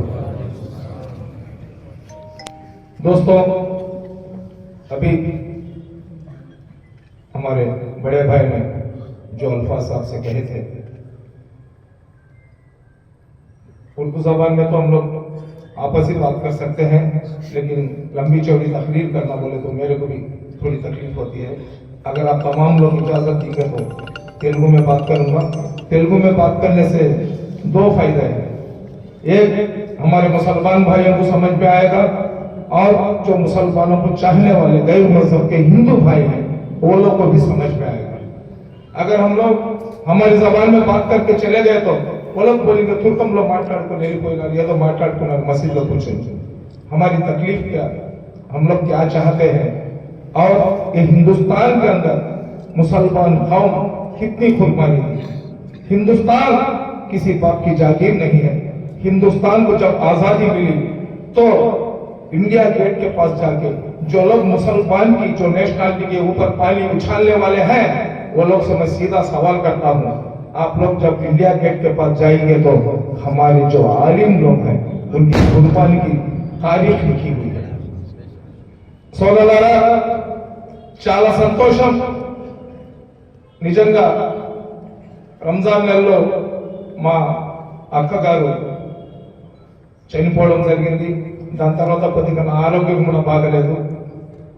అయితే ఎంతో ప్రేమతో అదోనిలో ఉన్న పెద్దలందరూ కూడా ఈ కార్యక్రమానికి నాకు రమ్మని చెప్పినారు. జుమ్మా అయినా కానీ వచ్చేటప్పుడు మైదుపూర్లో నమాజ్ చదువుకున్నాం. ఒక పెద్ద జర్నీ చేసి ఇక్కడికి వచ్చినాం. ఎందుకు వచ్చినానంటే రేపు ఎలక్షన్ వస్తే అదోనిలో ఎమ్మెల్యే లాగా నేను నిలబడడానికి రాలేదు, లేదా రేపు ఎలక్షన్ వస్తే అదోనిలో వచ్చి ఫలానా వ్యక్తికి మీరు ఓటేయండి అని చెప్పడానికి నేను రాలేదు, లేదా అదోనిలో నా బిడ్డకు సంబంధం చూడడానికి రాలేదు, లేదా మీరు ఇచ్చే బిర్యానీ కానీ ఏదైనా మెహమాన్ నవాజీ అది తిని వెళ్ళడానికి నేను రాలేదు. కేవలం ఈ రోజు ముస్లిం సమాజం ఎదుర్కొంటున్న కష్టాల నుంచి మనమందరం కూడా మనసు విప్పి మాట్లాడుకుంటే దానికి ఒక పరిష్కార మార్గం దొరకతదని ఒక ఆలోచనతోనే వచ్చినాను. సోదరులారా, మీ అదోనిలో చాలా పురాతనమైన ప్రదేశం ఇది. నవాబులు, అదేవిధంగా పెద్ద పెద్ద ఆలింలు, అదేవిధంగా పీర తరీఖత్లు, అన్ని జమాత్లకు చెందిన ముఫ్తీలు, మంచి ఎడ్యుకేటెడ్ పర్సన్స్ అందరూ ఉన్నారు. కానీ ఎందుకో ఏదో ఒక కొసలు మీలో ఏదైనా మాకు జరిగితే మాకు రక్షించేవాడు ఎవరు అనే భయం కనపడుతుంది మీ ముఖాల మీద. ముస్లింలు అనేవాడు ముస్లిం అనేవారు అల్లాతో తప్ప ఎవరితో భయపడడు. భయపడేవాడు ముస్లిం కాడు. క్లాప్స్ మానవులకు ప్లీజ్ క్లాప్స్ కొట్టబాకండి. మస్జిద్ ఇది అల్లా యొక్క అల్లా గృహంలో అల్లా కన్నా గొప్ప ఎవరు కాదు. దయచేసి ఎవరు కూడా క్లాప్స్ కొట్టబాకండి. మా సర్వస్వం అల్లా కోసం. కానీ మా ముస్లింల పరిస్థితి చూస్తుంటే ఎందుకో మనం సక్సెస్ కామేమో, మనం ఈ పోరాటాల్లో ముందుకు వెళ్ళలేమో అనే ఆలోచన నాకు కలుగుతుంది. మొహమ్మద్ ప్రవక్త గురించి అనుచిత వ్యాఖ్యలు చేస్తే దాని మీద ఎవరు బయటికి వచ్చి కౌంటర్ ఇవ్వరు. అల్లా గృహాల మీద దాడి జరిగితే దాని మీద ఎవరు కౌంటర్ ఇవ్వరు. ఎవరైనా బయటికి వస్తే వీడు హిందువులు ముస్లింల మధ్య గొడవ పెట్టడానికి వచ్చాడని చెప్పి వాడి మీదనే మా ముస్లిం సోదరులు నిందలు వేసిన పరిస్థితి. ఈ రోజు ఒక్కరికి సంబంధించిన ప్రాపర్టీస్ మాలో ఐక్యత లేని కారణంగానే కేంద్రంలో ఉన్న ఎన్డీఏ ప్రభుత్వం అమెండ్మెంట్ బిల్ అనే పేరుతో మా మస్జిద్లన్నీ ఇంకొక 10 సంవత్సరాల్లో మా బిడ్డలకు అక్కడ మసీదు ఉండేదంట, అక్కడ మీ తాత నమాజ్కు పోయేవాడంటని చెప్పుకునే పరిస్థితుల్లో తీసుకొని రాకపోతే నా పేరు తిప్పి పెట్టుకుంటా. దయచేసి ఈమాన్ అనేది ఏ విధంగా ఉంటుందో అధోనిలో ఉన్న మీలాంటి సింహాలకు నేను చెప్పాల్సిన అవసరం లేదు. అధోనిలో ఉన్న ప్రతి ఒక్కరు కూడా గుండె మీద చెయ్యి పట్టుకొని ఎదురుగా తుఫాన్ వచ్చినా కానీ దానికి జవాబిచ్చే శక్తి సామర్థ్యాలు మీలో ఉన్నాయి. అయినా కానీ ఇక్కడ ఎందుకో మీలో ఆ ప్రేమ్, ఆ బర్నింగ్, ఆ వెలుతురు, ఆ ఫోర్స్ నాకు కనబడటం లేదు. అధోనిలో చాలా ప్రాపర్టీస్ ఒక్కరికి సంబంధించి ఉన్నాయి. ఈ మసీదు కూడా ఒక్కటి వాళ్ళు తీసుకోవాలంటే ఏదైతే దీనికి సంబంధించిన వాళ్ళు ఈ షాపులు ఏదో రక్షించే ప్రయత్నం చేస్తున్నారని కూడా మనం 2-3 సార్లు ఒక్కటి ఆఫీస్లో విన్నాను. ఎందుకు చెప్తున్నానంటే మనం ప్రజాస్వామ్య వ్యవస్థలో ఉన్నాం. ప్రజల కోసం, ప్రజల చేత ప్రత్యక్షంగా ఎన్నుకోబడ్డ ప్రజాస్వామ్య వ్యవస్థ. భారతదేశానికి స్వాతంత్రం వచ్చిన తర్వాత దానికి ముందు ఏ ప్రార్థన స్థలాలకు చెందిన స్థలాలు ఉన్నాయో, సంస్థలు ఉన్నాయో వాటిలో ఎటువంటి మార్పు తీసుకొని రావడానికి లేదని చెప్పి భారత రాజ్యాంగంలో రాసి ఉన్నారు. అదేవిధంగా ఆర్టికల్ 14, ఆర్టికల్ 25, ఆర్టికల్ 26 అందరికీ సమాన హక్కు ఇచ్చి ఉంది. ఈ దేశ స్వాతంత్రంలో బహదూర్ షా జఫర్ గారు, చివరి మొఘల్ రాజు, ఈ దేశం కోసం సావర్కర్ లాగా బూట్లు గారి నాకి ఉంటే అతని 2 పెరుపుల తలను కోసి పల్లెంలో పెట్టి అతనికి టిఫిన్ కి పంపించేవాళ్ళు కాదు. నిజంగా ముస్లింలకు ఆస్తుల మీద ప్రేమ ఉంటే, ముస్లింలకు భారతదేశం సర్వరాష్ట్రం అయిపోయినా పర్వాలేదనే కోరిక కానీ ఉంటే బహదూర్ షా జఫర్ బ్రిటిష్ వాళ్లతో కలిసిపోయి ఉంటే ఈ రోజు అతను ప్రపంచంలో పెద్ద కోటీశ్వరులాగా మిగిలేవాడు. ఆ రోజు సావర్కర్ ఏం చేసినారు? అందరూ సైనికెళ్తే బ్రిటిష్ వాళ్లకు క్షమాపణ కోరుకుంటూ ఒక లెటర్ రాసిస్తే అతనికి క్షమాభిక్ష ఇచ్చి బయటికి పెట్టినారు. మీరందరికీ తెలుసు జలియన్ వాలాబాగ్ యొక్క ఇన్సిడెంట్స్. మనం సోషల్ స్టడీస్ లో చదువుతుంటాం. జలియన్ వాలాబాగ్ లో ఒక సంఘటన జరిగిందని. ఈ జలియన్ వాలాబాగ్ పంజాబ్ లో ఉంది. పంజాబ్ అఖండ భారతదేశం లాగా ఉన్నప్పుడు ఒకటే ఉండింది. ఇప్పుడు ఉన్న పంజాబ్ పాకిస్తాన్ లో సింధ్ పంజాబ్ అని చెప్పి అక్కడ 2 కులాలు, ఒకటి సిక్కులు, 2 ముస్లింలు. సిక్కులకు కూడా గడ్డం ఉంటది, ముస్లింలకు కూడా గడ్డం ఉంటది. జలియన్ వాలాబాగ్ లో ఇక్కడ ఏ విధంగా మీరు కూర్చున్నారో అదే విధంగా ఒక పెద్ద స్వాతంత్ర పోరాటం గురించి ఒక మీటింగ్ అరేంజ్ చేసినప్పుడు జనరల్ డయర్ అని చెప్పే బ్రిటిష్ ఆర్మీ ఆఫీసర్ ఆ జలియన్ వాలాబాగ్ గ్రౌండ్ లోపలికి పోయి అక్కడ ఉన్న వాళ్ళందరినీ కూడా కాల్చేయమని చెప్పినారు. అందరినీ కాల్చి చంపేసినారు. 90% అక్కడ వచ్చిన వాళ్ళందరూ కూడా చచ్చిపోయినారు. చచ్చిపోయిన తర్వాత ఏదైతే బ్రిటిష్ ఆర్మీ కానివ్వండి, ఇండియన్ ఆర్మీ కానివ్వండి, ప్రపంచంలో ఏ ఆర్మీ అయినా కానీ ఒక వ్యక్తి చచ్చిపోయిన తర్వాత అతను ఏ ధర్మానికి చెందిన వ్యక్తితో చూసుకొని అతని అంతిమ సంస్కారాలు ఆ విధంగా చేయాలనేది ఒక అంతర్జాతీయ కానూన్ ఒకటి ఉంది. అప్పుడు వాళ్ళకి అంతిమ క్రియ చేయాలంటే ముస్లింలు ఎవరు సిక్కులు ఎవరు అని చెప్పి డౌట్ వచ్చింది. ఇద్దరు గడ్డాలు ఉన్నాయని చెప్పి జనరల్ డయర్ ఒక మాట చెప్పినాడు, ఎవరి గుండెల మీద పుల్లెట్లుంటాయో వాళ్ళు ముస్లింలు అని చెప్పినాడు. అదే విధంగా వాళ్ళకి ఏదైతే జనాజా కోసం గుసూలు ఇస్తారో అది ఇచ్చినప్పుడు ఆ గుసూలు ఇచ్చిన వాళ్ళు కన్నీళ్లు పెట్టుకుంటూ చెప్పిన చరిత్ర ఈ రోజు కూడా భారతదేశంలోని పుస్తకాలు సజీవంగా ఉందని చెప్పి నేను తెలియజేసుకుంటున్నా. ఇకపోతే ఏదైతే ఒక్కో అమెండ్మెంట్ బిల్లు గురించి చాలా మంది పెద్దలు దాంట్లో ఉన్న సూక్ష్మాలు ఏ విధంగా మేము అన్యాయం అయిపోతాం, ఏ విధంగా మా ప్రాపర్టీస్ మా నోట్ల దగ్గర నుంచి లాక్కుంటారు, ఆ ప్రాపర్టీస్ వల్ల ముస్లింలకు లాభం వచ్చిందా నష్టం వచ్చిందా అని పక్కన పెడితే ఈ రోజు మన ప్రాపర్టీస్ ఏదైతే ఉన్నాయో, ఏదైతే మస్జిద్లు ఆషుల్ ఖానాలు అదే విధంగా మకాన్లు ఏదైతే ఉన్నాయో మద్రసాలు వీటన్నిటిని మూసివేయడానికి చేస్తున్న కుట్రలో మొదటి భాగం ఇది ఒక్కటి సవరణ బిల్లు. సోదరులారా, ఒక్క మాట గుర్తు పెట్టుకోండి, తల మీద టోపీ పెట్టుకొని ముస్లిం అనే పేరు పెట్టుకొని మసీద్ వచ్చి నమాజ్ చదివి మేము వెళ్ళిపోతే ముస్లిం కాము. తల మీద టోపీ పెట్టుకొని ముస్లిం పేరు పెట్టుకొని మస్జిద్ కి వచ్చి నమాజ్ చదివి వెళ్ళిపోతే మేము ముస్లింలు కాము. త్యాగాలు చేస్తేనే మేము ముస్లింలు అవుతామన్న సంగతిని మీరు గుర్తు పెట్టుకోండి. ఇమామే హుసైన్ వాళ్ళు కానీ షహీద్ కాకుండా ఉంటే ఈ రోజు ఇస్లాం ఉండేదా? ఒక్కసారి ఆలోచించండి. ముసల్మాన్ అంటే ఏదో మనం పేరు పెట్టుకున్నాము, ఎక్కడైనా పోతే నాయకుల దగ్గర టోపీ పెట్టుకొని కళ్ళకు సుర్మా తగిలించుకొని కోటాను లిఫ్ట్ వేసుకొని అక్కడ పోయేసి ఆ నాయకుడు వస్తే టోపీ ఈ నాయకుడు వస్తే టోపీ పెట్టుతూ వచ్చినాం. అందరూ కలిసి మనకు టోపీ పెట్టేశారు. ఈరోజు అన్ని రాజకీయ పార్టీలు కలిసి ఈ రోజు మాకు టోపీ పెట్టేశారు. నేను ఒకటే మీరు రిక్వెస్ట్ చేస్తున్నాను సోదరులారా, ఎవరో చేస్తారు ఏదో అయిపోద్ది అని చెప్పి మేము కానీ కూర్చుంటే భారతదేశంలో 2034కి మేమందరం కూడా ద్వితీయ శ్రేణి పౌరులాగా మిగిలిపోతాం.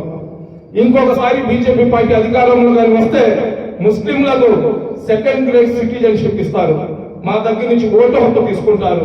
కనీసం మనం మా అభ్యర్థులను మాకు నచ్చిన వాళ్ళని కూడా గెలిపించుకునే పరిస్థితి ఉండదు. మనకు విద్య కావాలా, ఉపాధి కావాలా, మా వ్యాపారాలు బాగా జరగాలా, అంతా మాకు ఎటువంటి కష్టం లేకుండా ఉండాలా.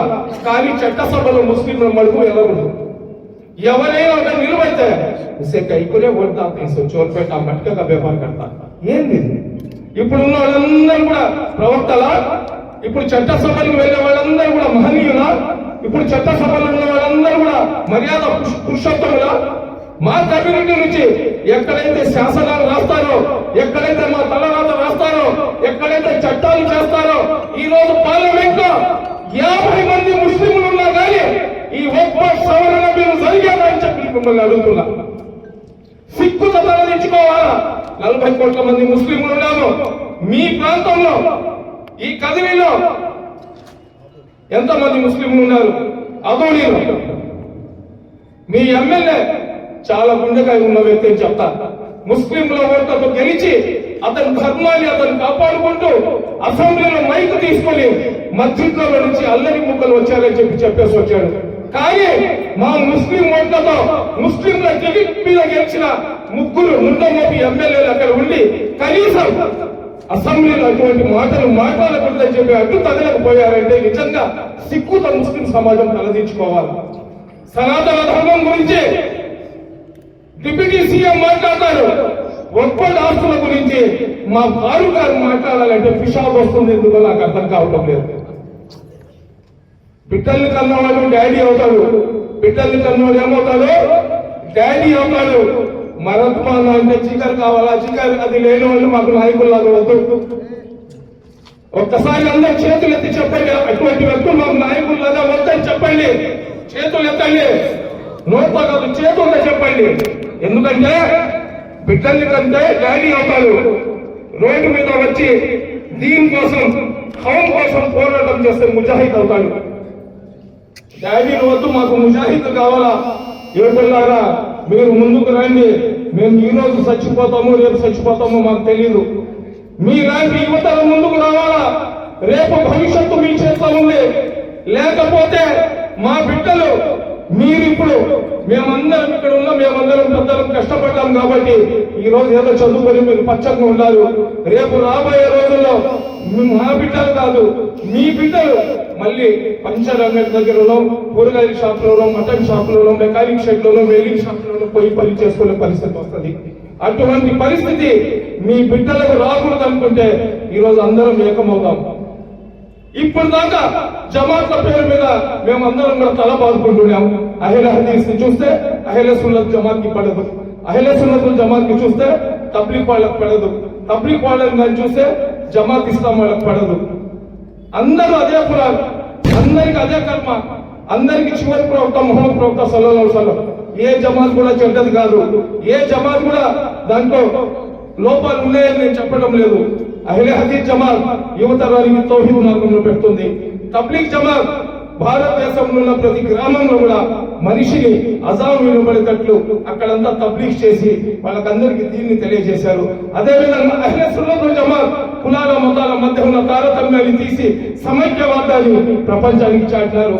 అదేవిధంగా జమాత్ ఇస్లామీ హిందూ విద్యార్థులను ఎడ్యుకేటెడ్ చేశారు. అందరూ మంచి చేస్తున్నారు, కానీ మీరందరూ ఒకటి ఎందుకు కావటం లేదు? మెంబర్ దగ్గర మైక్ తీసుకొని ప్రతి మౌలు ప్రతి ముల్లా ఇదే చెప్తారు, సారే కలిపే వాళ్ళే అని చెప్పి. కానీ బయటికి వస్తే వేరే మసీద్ వాళ్ళు వస్తే నువ్వు ఎందుకు సలాం చేయవని చెప్పి ఒకసారి మీరు ఆత్మ పరిశీలన చేసుకోండి. ఈ జమాత్ గొడవతో మేము అల్లాడుతుంటే ఈ రోజు మళ్ళీ కొత్త దేవుళ్ళు పుట్టినట్లు కొత్త జబ్బు ముస్లింలకు వచ్చింది. తెలుగుదేశం, వైఎస్ఆర్సీపీ. ఒకరు పోస్టు పెట్టేవాడు కూడా ముస్లిం ఉంటాడు, వాడి అమ్మని, వాడి పెళ్ళాన్ని, వాడి కూతుర్ని తిట్టేవాడు కూడా ముస్లిం ఉంటాడు. ఎందుకండి ఇది? చంద్రబాబు నాయుడు గురించి ఎవరైనా పోస్ట్ పెడితే పోస్ట్ పెట్టేవాడు కూడా ముస్లిం ఉంటాడు, ఆ కామెంట్లలో పోయి కూతురు తిట్టేవాడు కూడా ముస్లిం ఉంటాడు. జగన్మోహన్ రెడ్డి గురించి కామెంట్ పెట్టేవాడు, పోస్ట్ పెట్టేవాడు కూడా ముస్లిం ఉంటాడు, అందులో పోయి తిట్టేవాడు కూడా ముస్లింలో ఉంటాడు. అంటే ఆంధ్ర రాష్ట్రంలో ముస్లిం తప్ప ఎవరు లేరా? ఆంధ్ర రాష్ట్రంలో ముస్లిం తప్ప ఎవరు లేరా? మాలో భారతదేశంలో ఏ ప్రభుత్వానైనా నెత్తి మీద గుంట వేసి కూర్చోబెట్టే శక్తి సామర్థ్యాలు మాలో ఉన్నాయి. ఒకే ఒక షరతు, పెద్దలు చెప్పిన మాట విని మనమందరం కూడా ఒక మాట మీద కానీ వస్తే ఈ నాయకులు వీళ్ళందరూ కూడా మా కాళ్ళ దగ్గర ఉంటారు. 2% ఉన్న సుక్కులను చూసి సిక్కు తెచ్చుకోండి. దేశాన్ని కాదు ప్రపంచాన్ని చెమటలు వచ్చేటట్టు చేస్తున్నారు. 22% మేము ఉండి ఏం లాభం చెప్పండి? అదేదో చెప్తారు కదా, కోన్సీకి హత్తి పోచుకు భారీ, ఆ పరిస్థితి మాది. మసీద్ కాబట్టి చాలా మర్యాదగా మాట్లాడుతున్నా. ఇదే ఓపెన్ స్టేజ్ కానీ ఉంటే ఆ మాట ఏదో కూడా ఓపెన్ గా చెప్పేసేవాడిని. ఎందుకంటే సోదరారా, మనం ఐకమత్యంతో ముందుకు వెళ్ళాలా. ఎవరో తప్పు చేశాడు, తప్పు చేసిన వాడిని మందలిద్దాం. ఈ రోజు ఈ కార్యక్రమానికి నాకు తెలిసి ఒక 10,000 మంది వస్తారనుకున్నాను. నేను 10,000 మంది వస్తారనుకున్నాను. ఎందుకంటే అన్ని జమాత్లకు చెందిన పెద్దలు ఇక్కడికి వచ్చున్నారు. రసంకలు వస్తే రావడం మొదలయ్యండి. నేను వెళ్ళకపోతే ఫలానా జమాత్ వాళ్ళు రాలేదని చెప్పి చెప్పుతారేమో అని చెప్పి రావడం కాదు. మీరు వచ్చారంటే, ఒక జమాత్ కి చెందిన అమెరికలు వచ్చారంటే మీ మాట వినేవాళ్ళు 2-3 వేల మంది మీ తోడు రావాలా. ఇస్తిమా పెడితే 10,000 మంది, 10 లక్షల మంది, 20 లక్షల మంది, 50 లక్షల మంది, 1 కోటి మంది వస్తున్నారు కదా. ఒక్కటికి సంబంధించిన ఆస్తుల గురించి చిన్నాయన పెడితే అన్న కొడుకు రాడు, అన్న కొడుకు పెడితే చిన్నాయన రాడు. ఏంది ఇది? ఏ మెసేజ్ ఇస్తున్నారు మీరు? మళ్ళీ నమ్మల దగ్గర నిలబడి అందరికీ ఒకే ఖురాను, ఒకే కల్మ, మా ప్రవక్త ముహమ్మద్ ప్రవక్త చెప్పి గుండెను బాదుకుంటూ చెప్తారు. అది ఎలా ఉందంటే, మా చిన్నప్పుడు చెప్పేవాళ్ళు పెద్దోళ్ళు, నమాజ్ పడతా హూ అల్లాహ్ వాస్తే, ఘాస్ చురాతా హూ దునియా వాస్తే అని చెప్పి. అటువంటి పరిస్థితి మాకు వద్దు. మేమేం తప్పు చేస్తామో యువతరం అదే తప్పులో వెళ్తుంది. మేము ఏం చేస్తామో వాళ్ళు అదే నేర్చుకుంటారు. మేము జమాత్లో ఉన్న మేమందరం కూడా రేపు అల్లా దగ్గర ఎవరు స్వర్గానికి వెళ్తారనేది డిసైడ్ చేసేది అల్లాహ్ సుబ్హానహు వ తఆలా నేను కాదు. నమాజ్ చదువుతున్నాను నేను నమాజ్ చదివేసి నేను చదివిన నమాజ్ ని అల్లాహ్ కబూల్ చేశాడని చెప్పే ఆలిం గాని, చెప్పే ముఫ్తీ గాని ఈ దేశంలో ఎవరైనా ఉంటే నా ముందుకు రమ్మని చెప్పండి. नमाज का पढ़ना, नमाज का कबूल होना और नमाज का मकबूल होना. नमाज में चलो तो ना మా నమాజ్ అల్లాహ్ ఇష్టపడిందో లేదో డిసైడ్ చేసేది అల్లాహ్, జమాత్లో పెద్దలు కాదు. కాబట్టి మీ అందరికీ సలాంలు చేసి రిక్వెస్ట్ చేస్తున్నా, అల్లాహ్ కోసం, మొహమ్మద్ ప్రవక్త కోసం, మీ బిడ్డల భవిష్యత్తు కోసం అందరూ ఏకం కాండి, అందరూ ఒక్క మాట మీద రాండి. బీజేపీ వాళ్ళని తిట్టితే మాకు వచ్చేదేం లేదు, ఆర్ఎస్ఎస్ వాళ్ళని తిట్టితే మాకేం వచ్చేదేం లేదు. మాలోనే కుంటికాలు పెట్టుకుని వాళ్ళు పలికిస్తున్నారంటే మనం ఏం చేయాలో చెప్పండి. మాలో శక్తి ఉండి కూడా కుంటోళ్ళలాగా నడుస్తున్నాం, మాలో శక్తి పెట్టుకొని కూడా మూగోళ్ళలాగా కూర్చొని ఉన్నాం. మా దళం మేము ఎత్తుదాం. ఏమవుతుంది? సోదరులు చెప్పారు, జైలు భరో వెళ్దాం రాని జైలుకి ఎన్ని రోజులు జైలు పెట్టి మాకు అన్నం వేస్తారు. ఎన్ఆర్సీ మూవ్మెంట్ వచ్చినప్పుడు ఆ రోజు ఏ విధంగా మనం అందరం కూడా నడుము బిగించి మనం పోరాటం చేసినామో, ఏ విధంగా మనం అందరం కూడా మా మహిళలతో సహా రోడ్ల మీదకి వచ్చినామో, అది కేవలం మనుషుల ఐడెంటిటీ కోసం జరిగితే అంత పెద్ద పోరాటం చేసినాం. మీరు భారతీయులా కాదా, మీ సర్టిఫికెట్ బాగాలేకపోతే మీకు క్వారంటైన్ వేసేద్దామంటున్నారు. మేము ముస్లింలని మాకు గుర్తింపు ఇచ్చేది ఏం తెలుసా? 5 పూట్ల మసీదుల మీద వచ్చే అజాన్ వస్తే మేము మా యువకులు యూట్యూబ్ లో పాటలు వింటూ ఉంటారు. హిందూ సోదరులు చూసి సిగ్గు తెచ్చుకోవాలా? అజాన్ వస్తే వాళ్ళు ఏం చేస్తారంటే గమ్ముగా నోరు మూసుకొని కూర్చుంటారు. ఏంది దీని ఎక్కడికి పోతుంది? మా ఈమాన్ ఎక్కడికి పోతుంది? మా జస్బా ఎక్కడికి పోతుంది? కాబట్టి దయచేసి అందరం కూడా ఏకమవుదాం, మనం అందరం కూడా కలిసికట్టుగా పోరాటం చేద్దాం. పెద్దలందరూ ఉన్నారు, రాష్ట్ర వ్యాప్తంగా ఒక పెద్ద ఉద్యమం చేద్దాం. ఇంకొక చిన్న రిక్వెస్ట్ నేను చేస్తున్నాను సోదరులారా, రాజకీయ పార్టీల్లో ఉన్న మన మైనార్టీ పార్టీలని రకరకాల పార్టీలు ఉన్నారు. మీరందరూ కూడా గొప్ప నాయకులే, మీరందరూ కూడా మాకు కావాల్సిందే, సమాజంలో మీలాంటి వాళ్ళు ఉండాల్సిందే. కానీ దయచేసి ఏదైతే ఓట్ అమెండ్మెంట్ బిల్లుకు వ్యతిరేకంగా చేసే కార్యక్రమాల్లో 10 మందితో 15 మందితో ఒక బ్యానర్ తీసుకొని ఎంఆర్ ఆఫీస్ దగ్గర, కలెక్టర్ ఆఫీస్ దగ్గర నిలబడి 4 జిందాబాద్లు 4 డౌన్లోడ్లు కొట్టేసి సోషల్ మీడియాలో పెట్టుకొని ముస్లిం సమాజం యొక్క పరువు తీయబాగండి. మీరు 10 మందితో చేస్తే వాళ్ళు ఏం చేస్తారు? ఎవరైతే బీజేపీ ఐటీ సెల్ వాళ్ళు ఏం చేస్తున్నారు? ఆ వీడియోలు తీసుకొని ఓట్ అమెండ్మెంట్ బిల్లుకి వ్యతిరేకంగా అతోనీలో 10 మందితో ధర్నా చేశారు. ముస్లింలలో చల్లడం లేదు. ఈ బిల్లు తీసుకొని వచ్చిన దానికి ముస్లింలందరూ కూడా ఆమోదిస్తున్నారని చెప్పి వాళ్ళు వాళ్ళ యూట్యూబ్ ఛానళ్లలో, వాళ్ళ గ్రూప్స్ లో వాళ్ళు వైరల్ చేస్తున్నారు. ఏ కార్యక్రమం చేసినా గానీ మినిమం 5,000 మందికి తొక్కకుండా మనం చేసిన రోజే నరేంద్ర మోడీకి, అమిత్ షాకి చెమటలు పడతాయని తెలియజేసుకుంటున్నా. అదేవిధంగా మనం అందరం కూడా కలిసికట్టుగా పోరాటం చేద్దాం. మనకి ఏం కాదు, భారతదేశం మా మాతృభూమి. ఈ భారతదేశ స్వాతంత్ర పోరాటంలో మేము ప్రాణాలు ఇచ్చినాం. మేము చచ్చిపోతే ఈ మట్టిలో కలిపేస్తారు, మేము చచ్చిపోతే కందలో తీసుకొని పోయి పారేయారు. మాకు మనం పుట్టిలా కానీ ఈ మట్టి మీదనే మేము చచ్చిపోయిన తర్వాత కూడా ఇదే మట్టిలో మేము కలిసిపోతున్నాం. ఈ దేశానికి అందరికన్నా ఎక్కువ హక్కు మాకుంది. భారతదేశానికి స్వాతంత్రం వచ్చినప్పటి నుంచి ఇప్పుడు దాకా స్వాతంత్ర పోరాటంలో ప్రాణ త్యాగాలు చేసినాం. స్వాతంత్రం వచ్చిన తేదీ నుంచి ఈ రోజు దాకా హిజాబ్ అని, 3 తలాక్ అని, అదే విధంగా 370 ఆర్టికల్ అని రకరకాల చట్టాలు తీసుకొని వచ్చారు. బాబ్రీ మస్జిద్ కూలగొట్టారు. మీరు ఎన్ని టార్చర్లు, ఎన్ని అవమానాలు చేసినా కానీ మేము సర్దుకుంటూ పోయినాం. ఈ రోజు ఏకంగా మా ముస్లింలకు సంబంధించిన మస్జిద్లను ఏదైతే మనం ముస్లింలని చెప్పడానికి ఏదైతే ఉన్న అసెట్స్ ఉన్నాయో వాటన్నిటిని కూడా కూల్చివేసే ప్రయత్నం ఏదైతే మీరు చూస్తున్నారో, ఏదైతే శైతాని హరకత్ మీరు ఏదైతే చేస్తున్నారో దాన్ని పసిగట్టే పరిస్థితిలో మా ఆలిములు, మా పెద్దలు, మేము, మా యువకులు ఉన్నాము. ఏ విధంగా మక్కాలో శైతానికి కంకర్ కొడతారో ఆ విధంగా కంకర్ కొట్టే రోజులు మీరు తెచ్చుకోబాగని చెప్పి నేను బీజేపీ వాళ్లకు, కేంద్రంలో ఉన్న ప్రభుత్వానికి తెలియజేసుకుంటున్నా. బీజేపీ అనే పదం నేను ఎందుకు తీసుకున్నానంటే అధికారంలో వాళ్ళు ఉన్నారు కాబట్టి బీజేపీ ప్రభుత్వం అంటున్నా. అక్కడ అధికారంలో కాంగ్రెస్ గారి ఉండి ఉంటే కాంగ్రెస్ ప్రభుత్వం అని చెప్తా. చంద్రబాబు నాయుడు గారు మీరు ఒక సెక్యులర్ నాయకులు అని చెప్పినారు. నెల్లూరులో మిమ్మల్ని ఒక పెద్ద మైనార్టీ సభ పెట్టినప్పుడు ఆ మీటింగ్ లో అడిగినాను నేను, మీ చేతిలో పవిత్ర ఖురాన్ పెట్టి మీరు ఎన్డీఏతో సపోర్ట్ పెట్టుకుంటున్నారు, రేపు మైనార్టీలకు వ్యతిరేకంగా ఏదైనా చట్టాలు తీసుకొని వస్తే ఆ రోజు స్టాండ్ ఏందని అతను చెప్పిన మాట మీరందరూ కూడా వినండి. రేపు అడగడానికి పనికి వస్తుంది. నేను ఎన్డీఏలో వెళ్తుండేదే ముస్లింలకు వ్యతిరేకంగా ఏ చట్టం వచ్చినా కానీ దాన్ని అడ్డుకోవడానికి నేను వెళ్తున్నానన్నారు.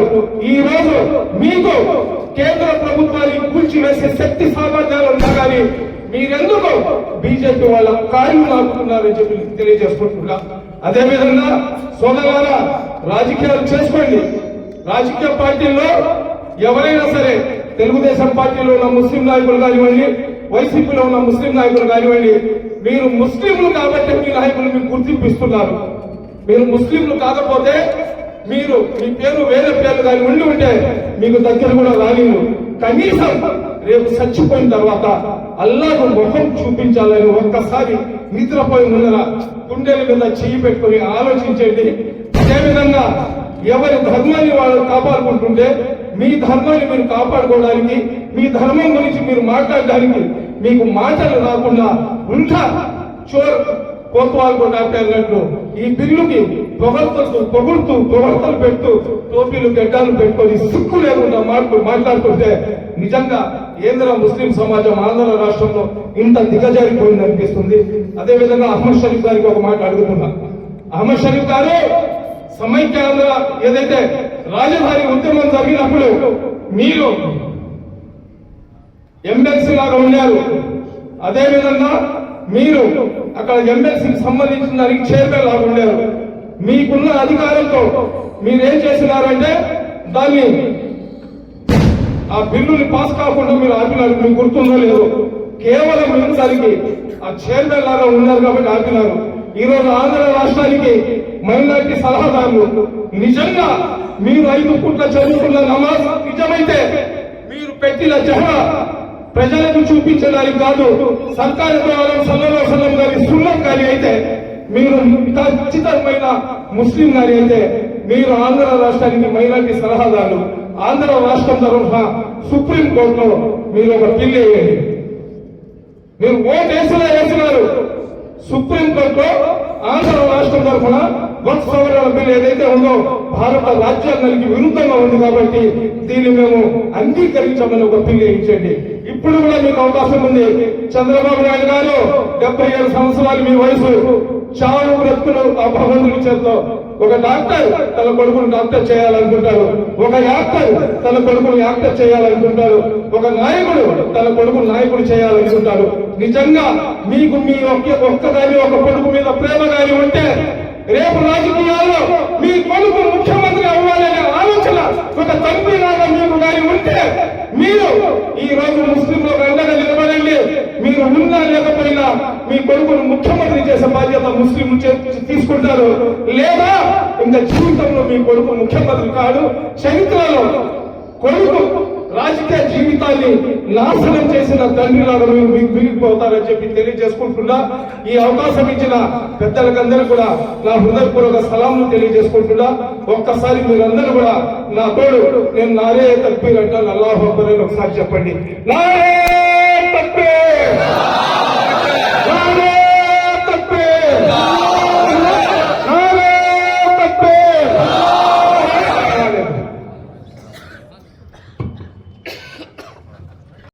के बाद और हम नौजवान साथियों, इस मुल्क में इस्लाम के लिए खतरा है, हमारे आने वाले जनरेशन के लिए खतरा है।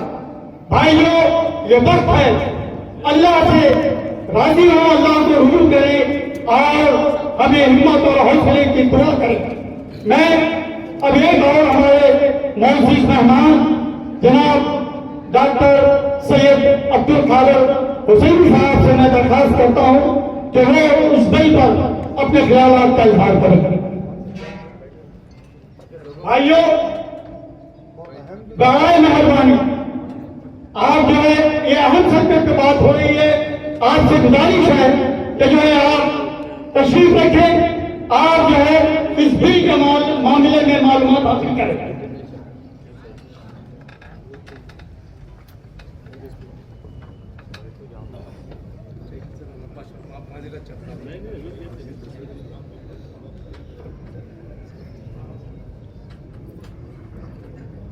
अस्सलामु अलैकुम वरहमतुल्लाहि वबरकातुहू।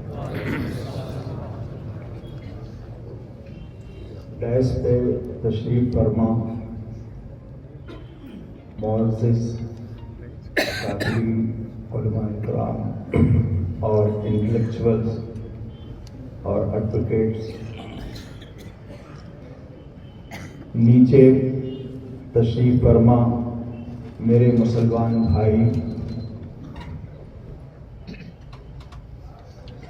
मैं कुरान शरीफ की वो आयत को कोट करना चाहता हूँ जिसमें जो है अल्लाह ताला एक ऐसी चीज से हमको मालूम कराना चाहते हैं जिसमें हम आज मुब्तला हैं। अगर वो उस पर अमल कर लेंगे तो शायद हमारा बेड़ा पार हो जाएगा।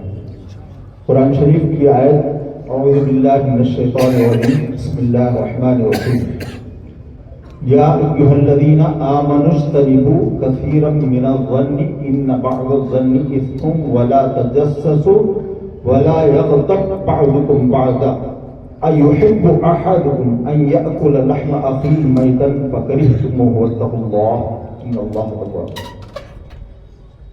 इस आयत का तर्जुमा आप इसके एक मफ़हूम के साथ में आप भी इसको देखिए। कुरान शरीफ की कितनी प्यारी आयत है। अगर हम अमल कर लेंगे मुसलमान तो हमारा बेड़ा पार हो जाता है।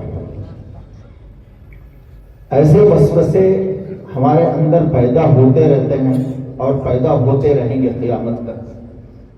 ऐसे वसवसों के साथ में तजस्सुस में पड़ के बज़्ज़न होके हम एक दूसरे को जिस तरह से ज़लालत के वो दर्जे में चले जा रहे हैं, जब अभी मेरे काबिल दोस्त समीर हुसैन साहब आपके सामने बात रख रहे थे जोशीले अंदाज में कि जो है आज हम जो है ज़लालत के वो दर्जे में चले गए हैं कि इसका कोई और मिसाल नहीं मिल सकती है।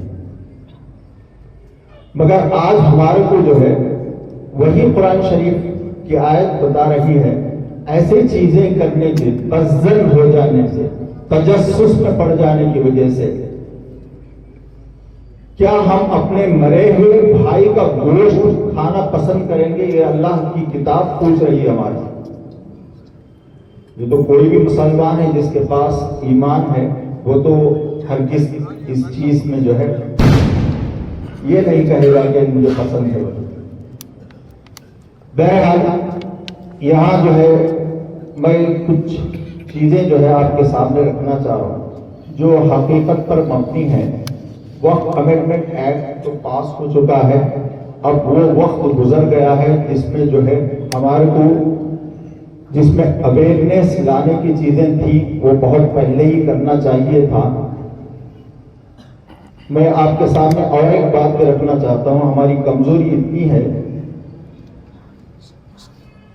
जिस वक्त अमेंडमेंट बिल के ताल्लुक से डिस्कशन हुआ था, अभी बिल प्रपोज नहीं हुई थी, बिल अभी नहीं बनी थी, उस वक्त जिस वक्त ये वक्त अमेंडमेंट को लाना है जो डिस्कशन आया था, उसी वक्त हम भांप लिए थे कि ये बहुत बड़ा कुछ हंगामा होने वाला है।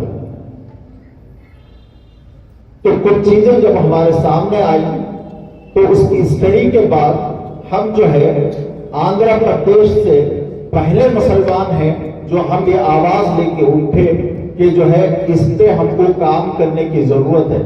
अदरवाइज जो है हम जो है अपने जितने भी असासजात हैं, जो हमारे शियार इस्लाम हैं, वो सब चीजें खत्म हो जाएंगी।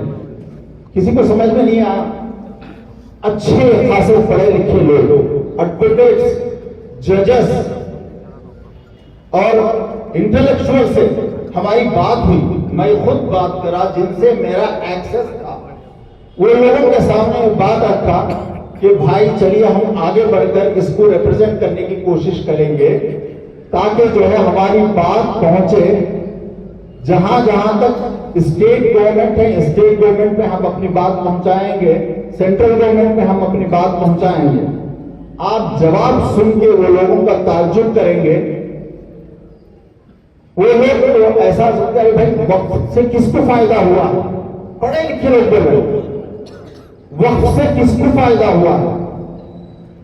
और ऐसा करके जो है हमारा साथ देने नहीं आए, मगर अल्हम्दुलिल्लाह हम जो है इनके साथ आने नहीं आने से हमको जो है काम को छोड़ना नहीं है बोल के हम जो है उस पर काम किए।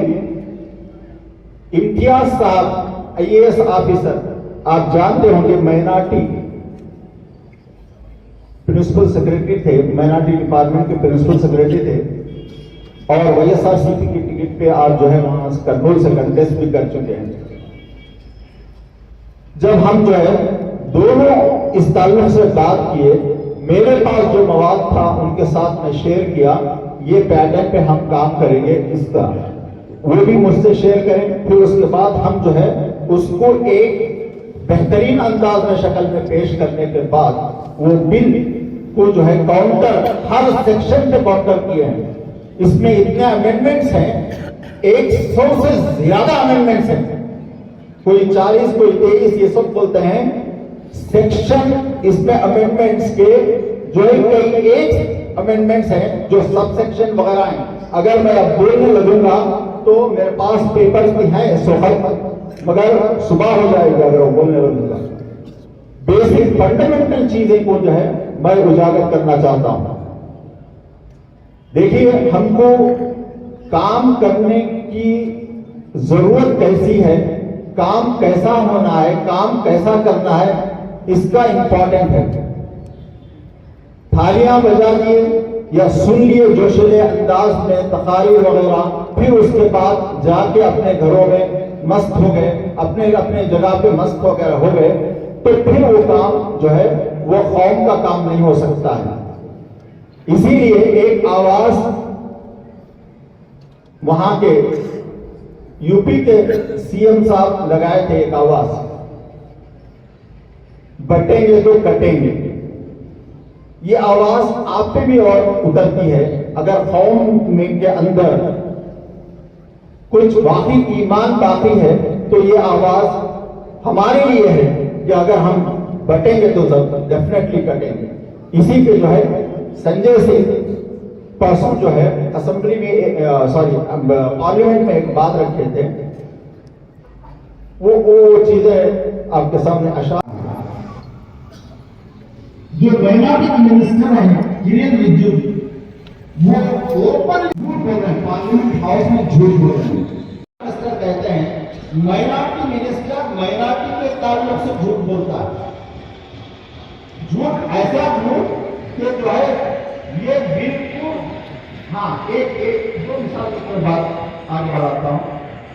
उनका झूठ ऐसा है, अभी हमारे खादी साहब डिफेंस के बाद, रेलवे के बाद हम थर्ड लार्जेस्ट एसेट्स के मालिक हैं। मैं अपनी राय से बता रहा हूं आपको, बिल्कुल गलत है। कितने लोगों को पता है इस तारीख नहीं मालूम है मुझे, तकरीबन 400 साल के करीब का अर्सा हो रहा है। किसी चीज के बैकग्राउंड को नहीं देखेंगे, वो बैकग्राउंड मालूम नहीं है, तो फिर हम उसको जो है सही ढंग से प्रेजेंट नहीं कर सकते हैं।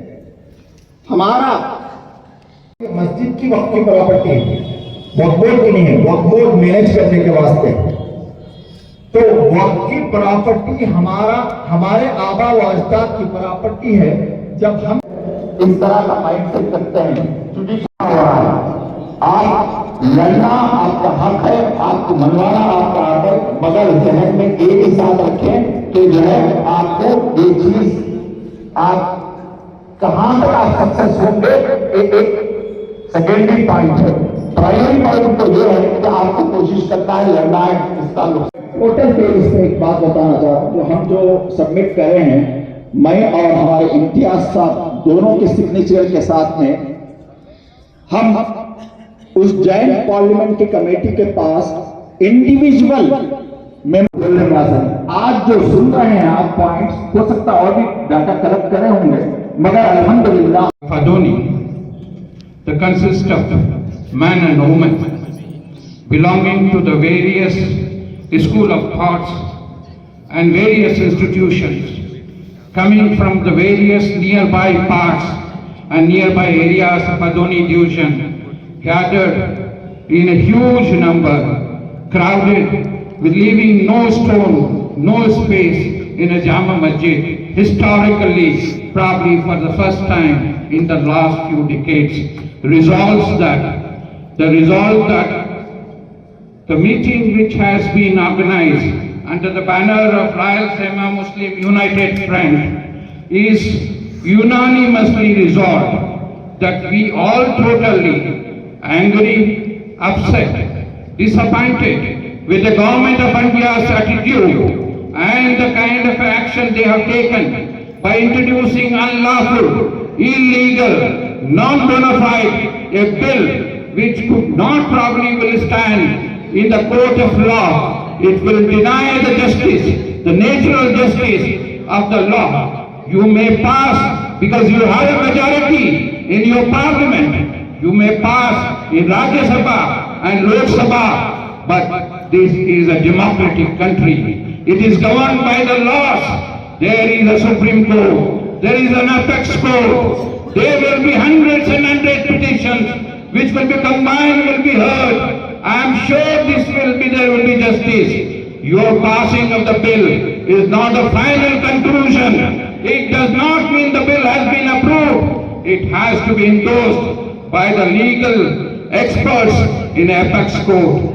Therefore, we all resolve totally, man and woman of Adoni and the surrounding areas, totally reject. There is nothing which can be appreciated. There is nothing which could be encouraged. We totally agree because it is not the language. We know the intent of introducing the bill. We know the reasons why you brought it. You want it. This reason will be disclosed and known for us. So the Muslims of Adoni and the surrounding, the man and woman will totally reject the bill in totality. We all agree.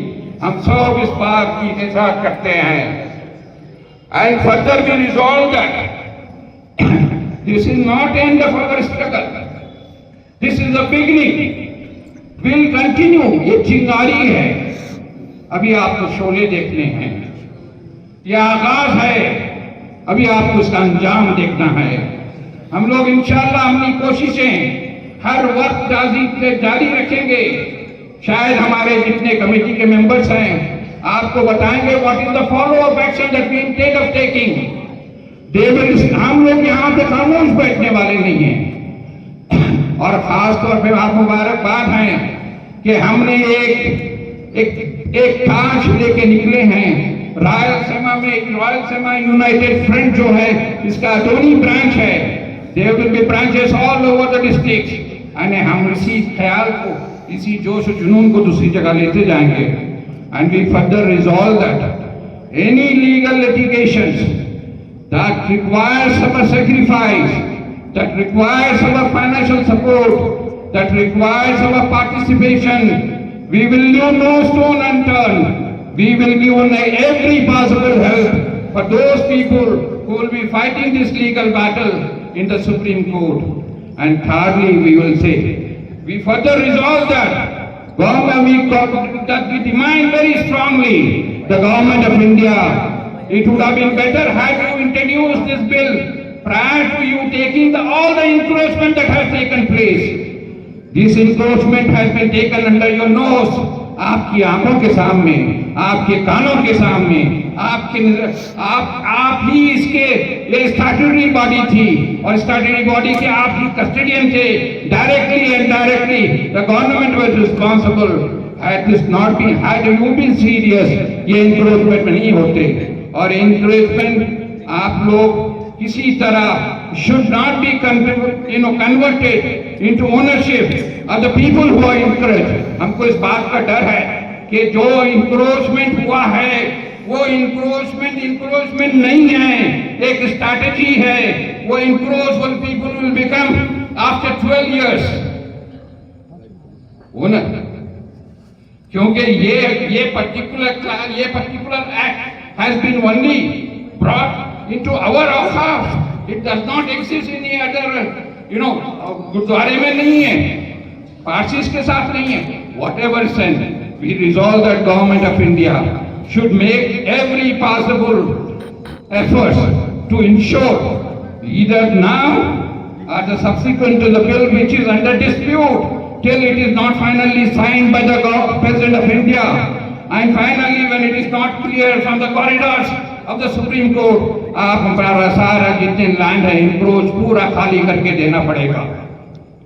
And we further resolve, ये हमारा औकाफ, ये हमारा औकाफ पे जो हमने आपने bill लाए हैं, we are not taking as an amendment, we are taking as an attack on our religion.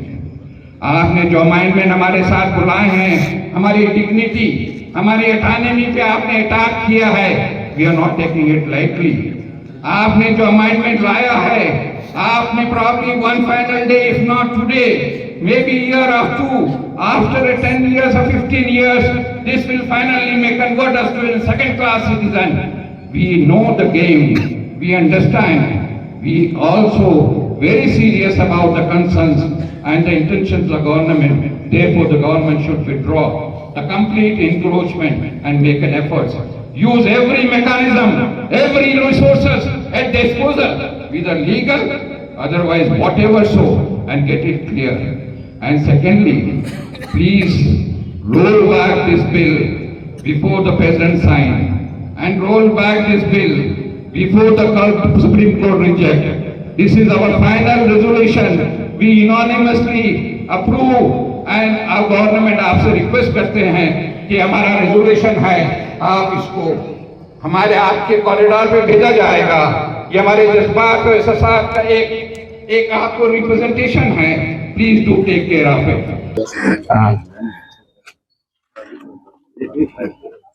అస్సలాము అలైకుం వరహమతుల్లాహి వబరకాతుహు. భారతదేశం నా మాతృభూమి, భారతీయులందరూ నా సహోదరులు అని చెప్తారు. సబ్కా సాత్ సబ్కా వికాస్ అంటారు.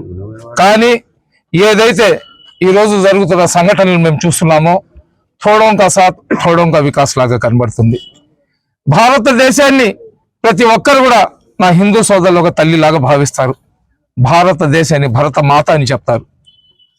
అటువంటి భారతదేశం తల్లి కానీ అయితే ముస్లింలు, క్రైస్తవులు ఆ తల్లి యొక్క రెండు కళ్ళన్న సంగతి ఈ పాలకులు ఎందుకు మర్చిపోతున్నారో అర్థం కావటం లేదు. భారతదేశానికి స్వాతంత్రం రాకముందు బ్రిటిష్ వాళ్ళను ఈ దేశంలో నుంచి తరిమి వేయడానికి మనం అందరం కూడా కష్టపడ్డాం. ఒక ముస్లింలే కాదు, ముస్లింలు, హిందువులు ప్రతి ఒక్కరు కూడా కష్టపడ్డారు. ఎన్నో త్యాగాలు చేసిన తర్వాత దేశానికి స్వాతంత్రం వచ్చింది. స్వాతంత్రం వచ్చిన తర్వాత భారతదేశం యొక్క పరిస్థితి, తల్లి గర్భంలో నుంచి బిడ్డ బయటికి వచ్చిన తర్వాత ఏ విధంగా రక్తపు ముద్దలాగా ఉంటుందో అటువంటి పరిస్థితి. ఇక్కడ రోడ్లు లేవు, ట్రైన్లు లేవు, ఎలక్ట్రిసిటీ లేదు, ఎటువంటి మౌలిక సదుపాయాలు లేవు. అయినా కానీ ప్రతి ఒక్క భారతీయుడు ఆ పేదరికంలో ఉన్న భారతదేశాన్ని ప్రపంచ దేశాలు ఆశ్చర్యంగా భారతదేశం అంటే ఇదా అని చెప్పే విధంగా అభివృద్ధి చేసుకొని వచ్చింది మేమందరం కూడా. మీకన్నా మాకన్నా ముందు మా తల్లిదండ్రులు ఉన్నారు, వాళ్ళకన్నా ముందు వాళ్ళ తల్లిదండ్రులు ఉన్నారు. వాళ్ళందరూ కూడా భారతీయులే. ఏ రోజు కూడా కులాల మతాల మధ్య తారతమ్యాన్ని పెంపొందించి హిందూ ముస్లిం లేదా ముస్లిం క్రైస్తవులు అని చెప్పే మాట వాళ్ళు తీసుకొని రాలేదు. ప్రశాంతంగా జీవిస్తున్న భారతదేశంలో ఎన్నికల్లో బీజేపీ పార్టీ వాళ్ళు ప్రతి సంవత్సరం 2 కోట్ల మందికి ఉద్యోగాలు ఇస్తాం, భారతదేశంలో ఉన్న ప్రతి పేదోడికి 15 లక్షలు ఇస్తాం, భారతదేశాన్ని వెలుగుతో నింపేస్తామని చెప్పి మాయమాటలు చెప్పి అధికారంలో వచ్చిన తర్వాత యువతరం వాళ్ళు ఇచ్చిన హామీలను అడగకుండా వాళ్ళ నోరు ముయ్యడానికి హిందూ ముస్లిం అనే సబ్జెక్టులను తీసుకొని వచ్చి ప్రతిసారి వాళ్ళు సక్సెస్ అవుతూ వెళ్తున్నారు. 3 తలాక్ బిల్ అన్నారు. ఒక భర్త తన భార్యను 3 సార్లు తలాక్ అని చెప్పేస్తే ఆమె జీవితం నాశనం అయిపోద్దని చెప్పి ఒక్క తలాక్ కూడా చెప్పకుండా పెద్ద మనిషి పెళ్ళాన్ని వదిలేసి ఉండరు. దాని గురించి ఒక చట్టం తీసుకొని రాకూడదా?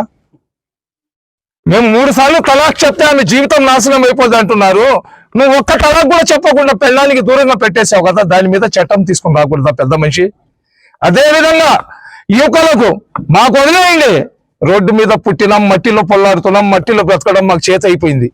నా హిందూ సోదరులు, నా హిందూ యువకులు ఈరోజు యూట్యూబ్లో సైకోల్లాగా మారిపోయి ఏ పోస్టులు కూడా వచ్చి ఎవరమ్మని ఎందుకు తిడుతున్నారో తెలియకుండా కామెంట్లు పెట్టే పరిస్థితికి తీసుకుని వచ్చారు. వాళ్ళకు ఉద్యోగాలు ఇవ్వకూడదా? వాళ్ళు కూడా ఒక తల్లి గర్భంలో నుంచి వచ్చిన బిడ్డలే కదా, వాళ్ళకు ఉపాధి ఇవ్వకూడదా? ముస్లింలకు ఇవ్వమాకు, కానీ హిందువులకు ఇవ్వకూడదా? ముస్లింలు 20%, 80% ఉన్న హిందువులకు ఎందుకు నువ్వు ఉపాధి ఇవ్వటం లేదు, ఉద్యోగాలు ఇవ్వటం లేదు? ఎంఏలు, ఎంఫిల్లు, ఎంటెక్లు, మాస్టర్ ఆఫ్ ఆర్కిటెక్చర్లు, మాస్టర్ ఆఫ్ ఫైనాన్స్ ఇటువంటి పెద్ద పెద్ద చదువులు చదువుకొని చికెన్ పకోడా అంగళ్ళు పెట్టుకొని ఉన్నారు, పానీపూరి అంగళ్ళు పెట్టుకొని జీవిస్తున్నారే. ఆ యువతరం నీ కళ్ళకు కనబడటం లేదా? ఈ రోజు అందులో నుంచి బయటికి రావడానికి వక్ఫ్ సవరణ బిల్ అని తీసుకొని వచ్చినారు. మాట్లాడితే భారతదేశంలో రైల్వేస్ కన్నా, ఆర్మీ కన్నా ఎక్కువ భూములు ముస్లింలకు ఉన్నాయి. 9,40,40,000 ఎకరాల భూములు భారతదేశంలో ముస్లింలు అక్వైర్ చేసి పెట్టుకుని ఉన్నారంటున్నారు. ఆంధ్ర, తెలంగాణ, తమిళనాడు, కర్ణాటక, కేరళ ఈ 3 రాష్ట్రాల్లో 25 లక్షల ఎకరాల ఎండోమెంట్ ఆస్తులు ఉండే దాని గురించి మేము మాట్లాడటం లేదే. ఏంది ఇది? అన్న తమ్ముల్లాగా జీవించే ఒక మనిషి ఇబ్బంది పడుతుంటే, ఒక మనిషిని హింసిస్తూ, ఒక మనిషిని కన్నీళ్లు పెట్టిస్తూ, ఒక సామాజిక వర్గాన్ని సర్వనాశనం చేస్తూ మీరు సంతోషంగా సంకలు కొట్టుకుంటున్నారంటే, రాముడి యొక్క రాజ్యంలో రావణాసురుడికి పుట్టిన సంతతిని మేము ఎందుకు అనుకోకూడదని నేను అడుగుతున్నాను. రామరాజ్యం అంటే ఇంటికి తాళా లేకుండా వెళ్ళడము, రామరాజ్యం అంటే మహిళలు నిర్భయంగా రోడ్డు మీద తిరగడం, రామరాజ్యం అంటే అక్కడ ఉన్న ప్రతి ప్రజలు, అక్కడ ఉన్న ప్రతి ఒక్కరూ సంతోషంగా జీవించడాన్ని రామరాజ్యం అంటారు. రావణాసురుడి రాజ్యం రాముడి పేరు మీద చేయడం ఇది కరెక్ట్ కాదు. అదేవిధంగా వక్ఫ్ సవరణ బిల్లు పేరు మీద ఏదైతే ముస్లింలకు అన్యాయం చేసి మా నోళ్లు కొట్టి మా స్థలాలు లాక్కున్నామని సంకలు కొట్టుకుంటున్నారు మీరు, మీ కళలను కళల్లాగానే పెడతాం. అవసరమైతే మా ప్రాణ త్యాగాలు చేసేస్తాం, అవసరమైతే మా ప్రాణ త్యాగాలు చేసేస్తాం. మరొక స్వతంత్ర పోరాటానికి మేము సిద్ధమవుతాం. ఎందుకంటే ఈ మతోన్మాదుల చేతుల నుంచి ఏదైతే మా స్వతంత్రాన్ని హరించుకున్నారో ఆ స్వతంత్రాన్ని సాధించుకోవడానికి, మా బిడ్డలు ఇట్లాంటి పసిబిడ్డల జీవితాలకు బంగారు భవిష్యత్తు వేయడానికి ఈ రోజు చచ్చిపోతే రేపు 2 సావడానికి మేమందరం కూడా సిద్ధంగా ఉన్నామని తెలియజేసుకుంటున్నా. దయచేసి ముఖ్యమంత్రి గారు, మీరు తెలుగుదేశం పార్టీ 2029 తర్వాత వద్దు అనుకుంటే మీకు ఇష్టం వచ్చినట్లు చేసుకోండి. 29 తర్వాత తెలుగుదేశం పార్టీ సజీవంగా ఉండాలంటే మటుకు మీరు ఇప్పుడు దాకా చేసిన తప్పులు చాలు. మా అడుగులో అడుగు కలిపి మా తోడు వచ్చి మా పోరాటాల్లో ముందు నిలబడండి. అదేవిధంగా మీ పార్టీలో ముస్లింల పేర్లు చెప్పి ముస్లింలకు మోసం చేసి మీకు ఓట్లు వేయించిన మైనార్టీ నాయకులు ఉన్నారు కదా, వాళ్ళకు ఒక చిన్న సలహా ఇవ్వండి. ముస్లింల పేర్లు పెట్టుకుంటే ముస్లిం కావురా, ముస్లింల సమస్యలపై పోరాటం చేసేప్పుడు నువ్వు ముస్లిం అవుతారా ఈ అధవా అని చెప్పి వాళ్లకు మీరు నీతి బోధన చేయమని చెప్పి కోరుకుంటున్నా. అస్సలాము అలైకుం.